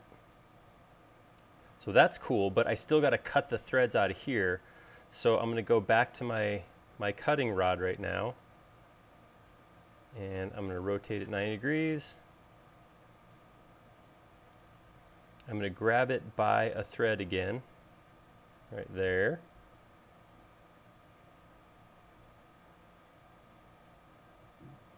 Line it up. There we go. So it runs all the way through. Perfect. I'm going to put these two pieces into a group just to oh, hey, that's not even a component. Let's better do that. This is the arm of the handle, right? Because the handle will be the piece on the other end. Or it's a whatchamajig? What was that thing you called, Kai? I forgot what it was. Ooh, I'm I gonna think take. it might have been scrolled out of visibility. Oh yeah, that was a while ago. Now make these into a group so I can come in context. Grab this guy, and I'll just subtract it. No, this is my only cutter. I want to keep it because I use it one more time. There we go. Can explode that. Oops. Get that out of the way. All right, so there's my. Oh.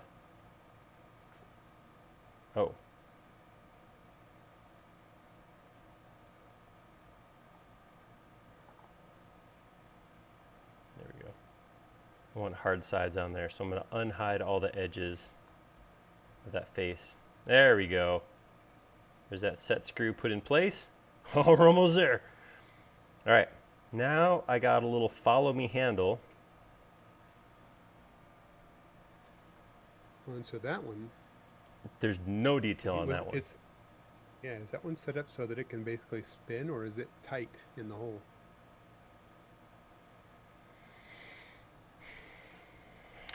Right? I mean, it's dealer's choice. All right, I'm going to copy this flathead screw.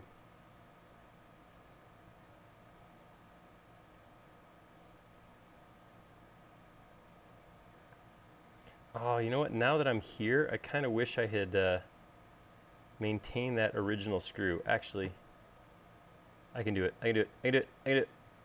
I'm going to save. I'm going to import that same screw. Because remember it was originally longer, I took the middle chunk out and squished it. But now I need it to be a little longer because it's got to go through all of this and into this piece over here. So I'm going to say File, Import, grab my flathead. Come on in, flathead. So I went and was looking at the video, and it looks like basically you've got a handle, and then you've got a bolt going through that goes into a nut inside of the piece at the bottom. So the nice grippy bit will spin on a smooth bore.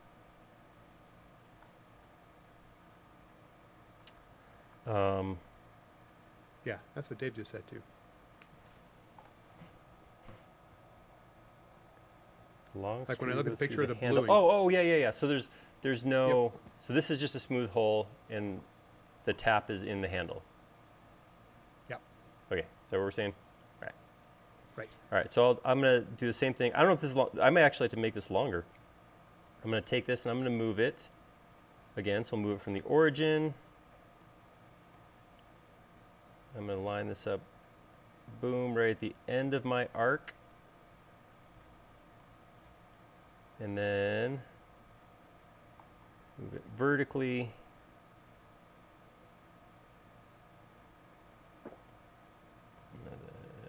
That point right there. And then if I move that, we'll just see how, if I just move that so it's flush to the face without countersinking, not quite long enough. So even if we do countersink that just a touch, that's not very much screw. And you can actually see it sticking out there. So it does countersink in a bit, but we're gonna have to make this longer. So let's start by making it unique. Oh no, because it's, if I import it, is it a new instance at this point? All right, I'll take this end, slide it out of the way, grab this piece right here, duplicate it, and option copy that over, like that. Take this one, bring it on back. Yeah, and it's longer, just like you do in the real world. That's how screws are made longer and stuff. Screw lengthener. I don't think that's true. Well, so, I mean, metal, if you get it hot enough, right, it stretches. It's better than wood in that regard. That's true. You know, it's interesting because 1.5, I think it made a 3.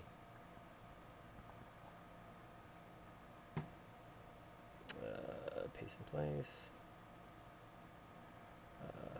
Offset that. I'm going to offset that 1. Pull this one all the way through. So while I'm not an engineer myself, I have worked with engineers. And one of the things I found interesting to learn was that we did a lot of residential construction. And steel is interesting because steel works until it stops working, then it just fails. So like, if you're crushing a piece of light gauge steel, it's good, it absolutely fails. Wood, on the other hand, will kind of flex and it'll be like, oh, you can push it 25% past where it can still work and then let go and it'll go back to where it is. It's interesting stuff. I always heard material sciences are cool to get into, but yeah. Engineering's not my thing. Kai said that the Concorde expanded, I guess it's not in flight anymore, 2 feet during flight. It's crazy. Think about that. How'd you like to be the guy on the outside of the plane trying to measure that? Oh, it's 2 feet longer. Yeah.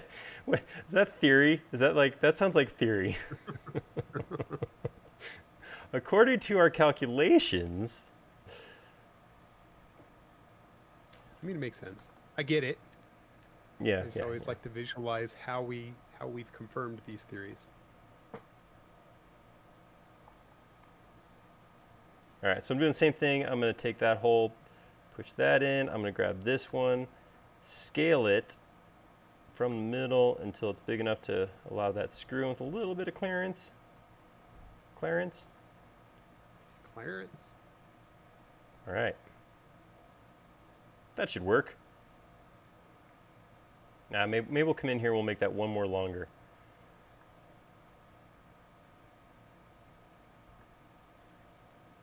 hide the rest of my model. I don't need that. I don't need X-ray either. This is the most X-raying I think I've ever done in a model. That wasn't like, you know, looking for. There we go.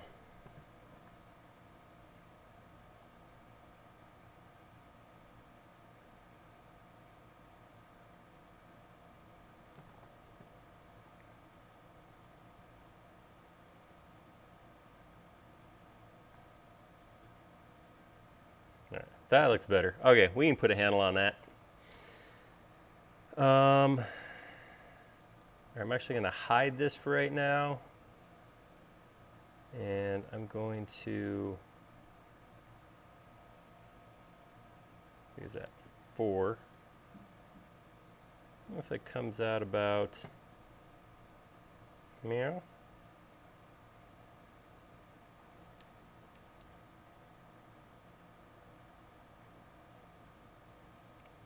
I did something wrong. Yeah, that's not straight. Try again, buddy. Oh, neat. You bent it. Stay on the green axis this time. All right, we're going to come out. Oh, that's a little too long. How about 15? 15 looks good. 50. Oh, perfect. Come down 8. You know, we always end up sooner or later talking about new shows that we found. Yep. And I just recently was lucky enough to be gifted from Apple, say that tongue in cheek because anybody who buys an Apple product gets this, a year free of Apple Plus, which I guys have looked and seen what's on the Apple Plus channel. There's not a whole lot there, but one of the things that's there is a show called Mythic Quest. Oh, the one by Dan Harmon. It's pretty funny. It's yeah, it was on. He's like, that thing has kind of lived a life through several different places at this point. Like it was on. I was wondering if it's like something that's, because the idea of it is all the characters work at a video game company. It smacks of Silicon Valley a little bit, Yeah. but it's really a super fun show, especially if you've ever worked in software of any kind. Oops. That's right. Oh wait, no, this is a different beast than what I was thinking of. Even who made this? I don't know.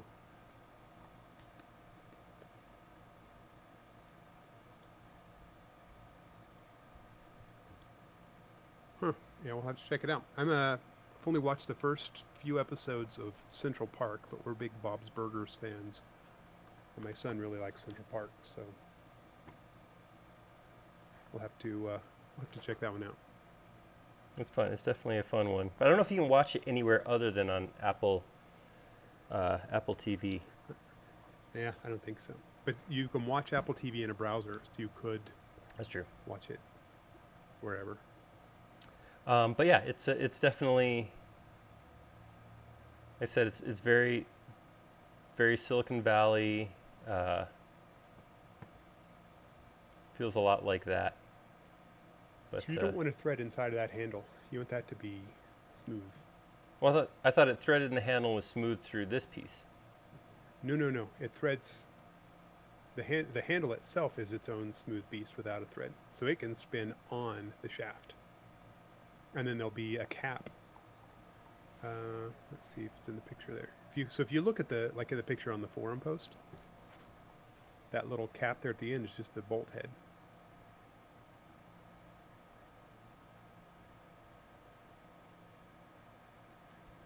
One moment, please. Go to the top. Hold on, I'm celebrating. Oh, okay. This weekend. Go back. All right. All right, so look at it. Yeah, so there's the cap there is the bolt head on the other side of that bead. The consensus is it's like a lathe handle, and so that piece, that bead looking piece is all smooth. Oh, so this is a bolt down, this right down here. Yeah, goes through the. So that thread is super long. Chunk. Gets bolted there's on no here. thread there. It's smooth in there, and then it's a thread inside of the inside of the arm. Okay. So you might not even need the thing. Oh, I see what you did. Yeah, you might not even need anything at the other end of that. That maybe it just basically screws into that handle. Or screws into that That's how I arm. like my design. I like how your threads don't match. That way, like as you Yeah. tighten it, it gets tighter and tighter and harder to turn, so it holds it in place. Instant cross-threading. You don't have to try. We cross-thread so you don't have to.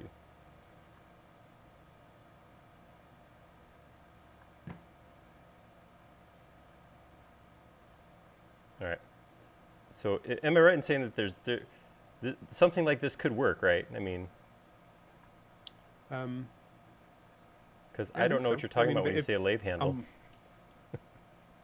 well, I like a lathe, and then use the handle you use on that. Well, yeah, I don't have one, so I don't know what you're talking about. you, you can't just say that.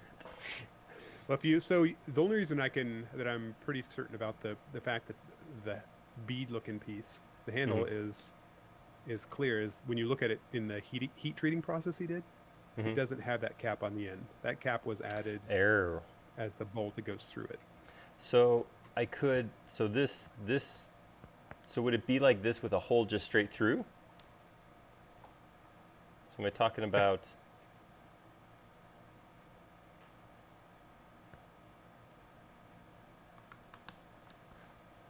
Like now that handle is done.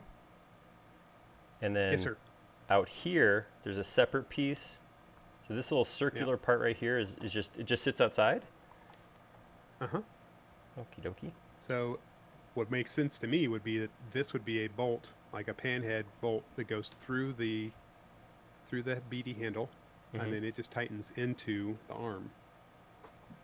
But doesn't this look like, so you think this is just a tapped hole right here and not a screw? Probably. That's where I'm starting to get as I've actually applied thought to it instead of just browsing the internet while you're doing whatever you're doing over there. Or I could just put a nut right here. That wouldn't probably work so well. Too. If only Adam were in the channel telling us what he did.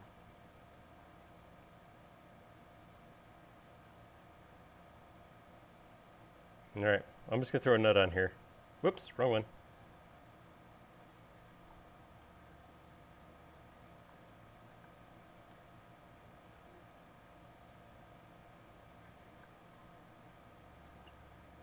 All right.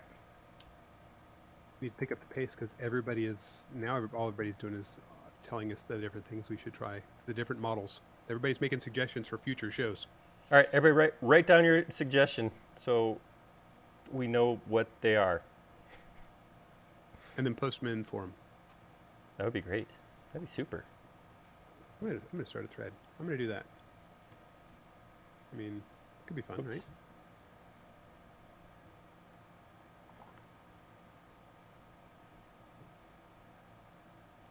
I'm gonna make just a standard hex bolt right here.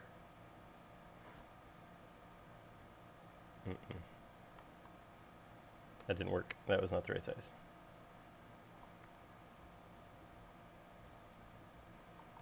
That didn't work right either. Whoa, it's all falling apart right at the end. There we go.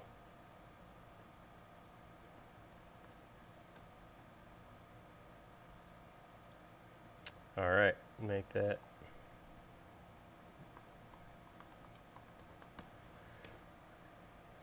QL.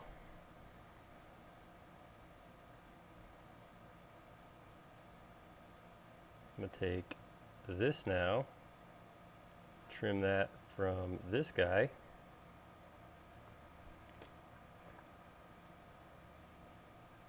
Stick that, I don't know, over there somewhere. I gotta make this screw a whole lot longer. Whew.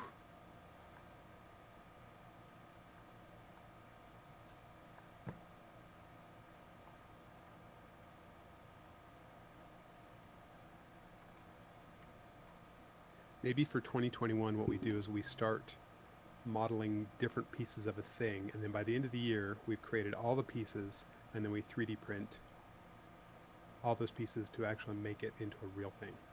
Oh, that'd be fun. Look at that perfection.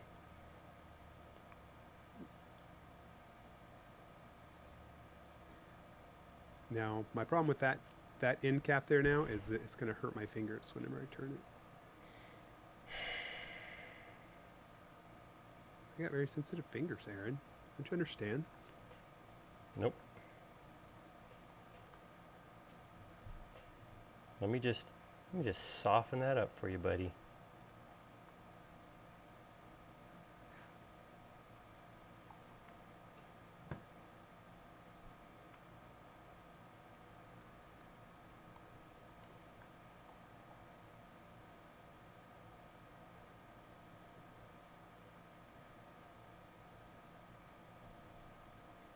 Is that better?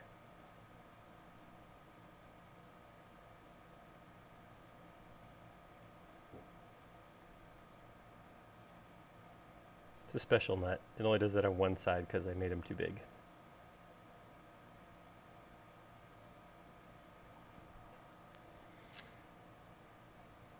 Well, all things considered,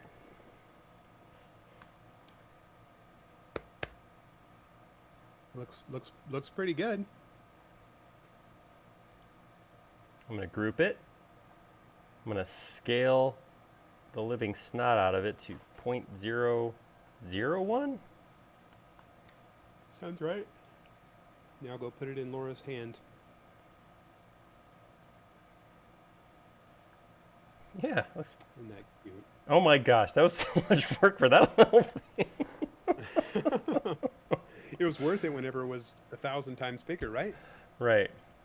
So, as Dave should probably be pointing out right now, one thing I would want to do is grab all these pieces, each of them, and say, actually I don't think you can do it as a group.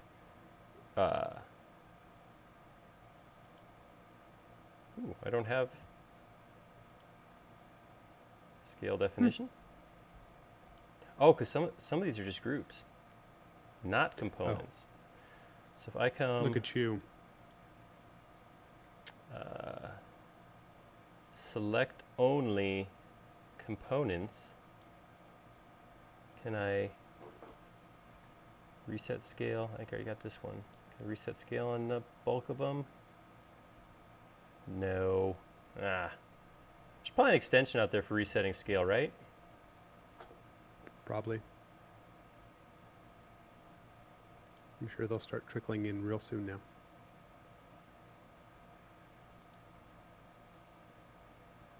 And then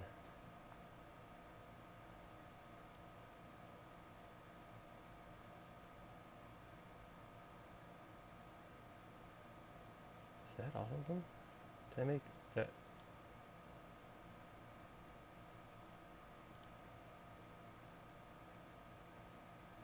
All right.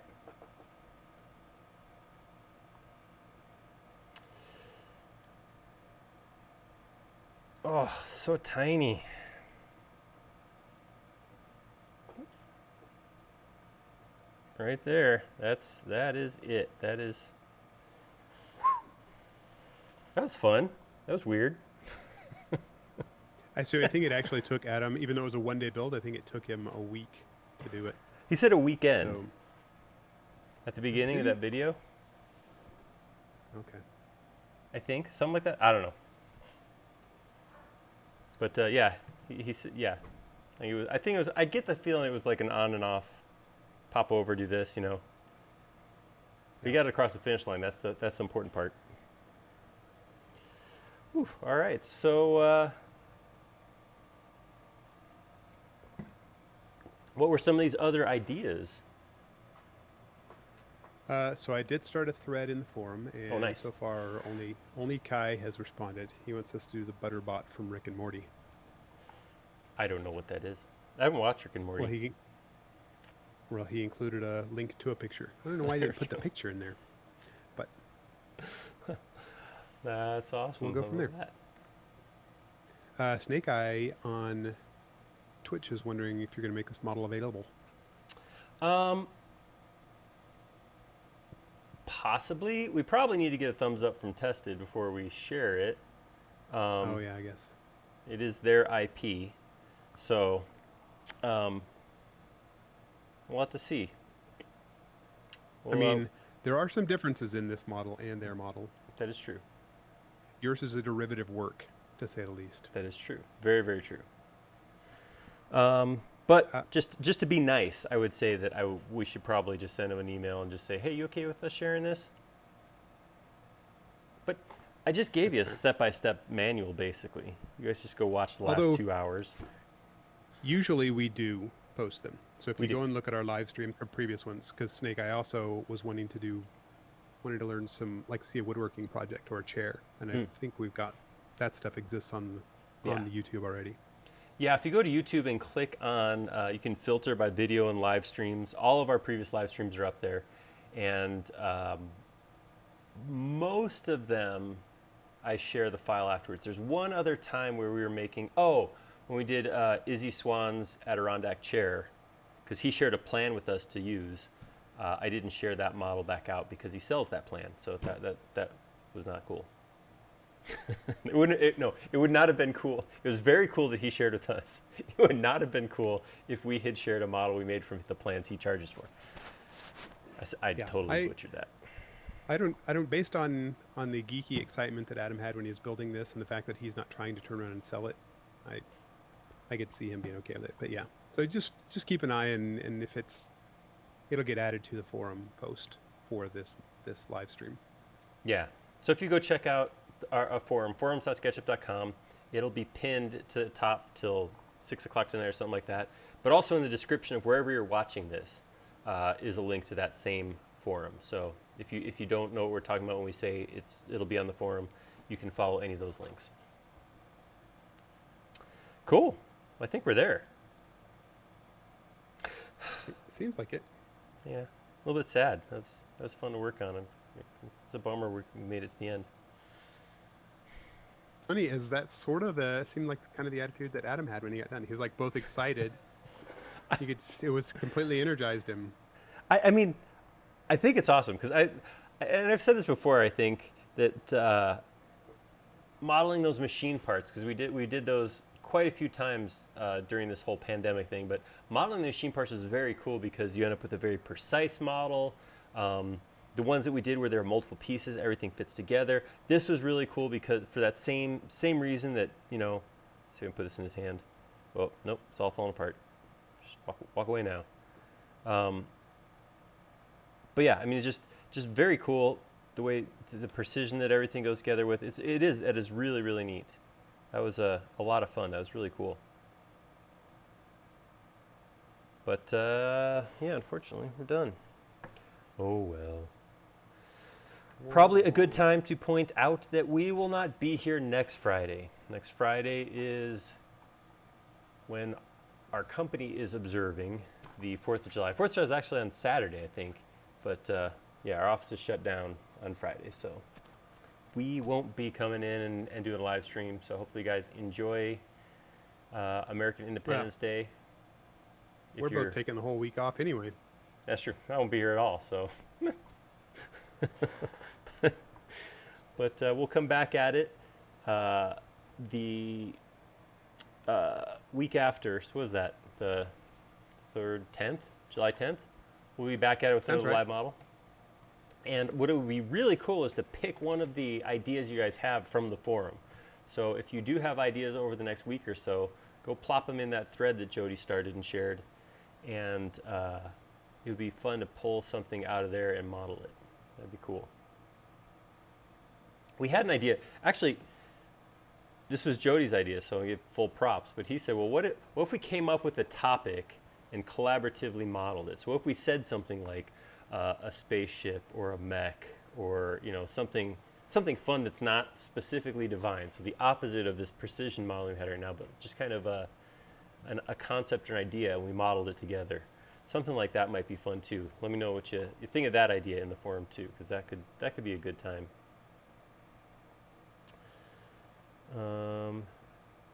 Yeah. All right. I got nothing else. That's just like that. You could start your week vacation early. That's right. Awesome. Yes. Yes. Yeah. Sweet. Yeah, I'm gonna go Awesome. see if my new plane's here. Maybe it's upstairs waiting for me. Ooh. You can go make some Oh, big wood into smaller wood. yay! That's how I understand planes work. I'm not a Yeah, woodworker. that's exactly how it works. All right. Well, you guys, thank you for hanging out with us. This was a lot of fun. I hope you guys enjoyed watching the model, and hopefully, maybe even accidentally or intentionally learned something along the way. And special thanks to Tested, thanks to Norm and Adam for letting us use this model. And hopefully, we will see you all again in 2 weeks. Don't come back on Friday because we won't be here. Week after, though. Yeah, We'll see come you back. guys Come then. back after that. All right. See you guys. Thank you.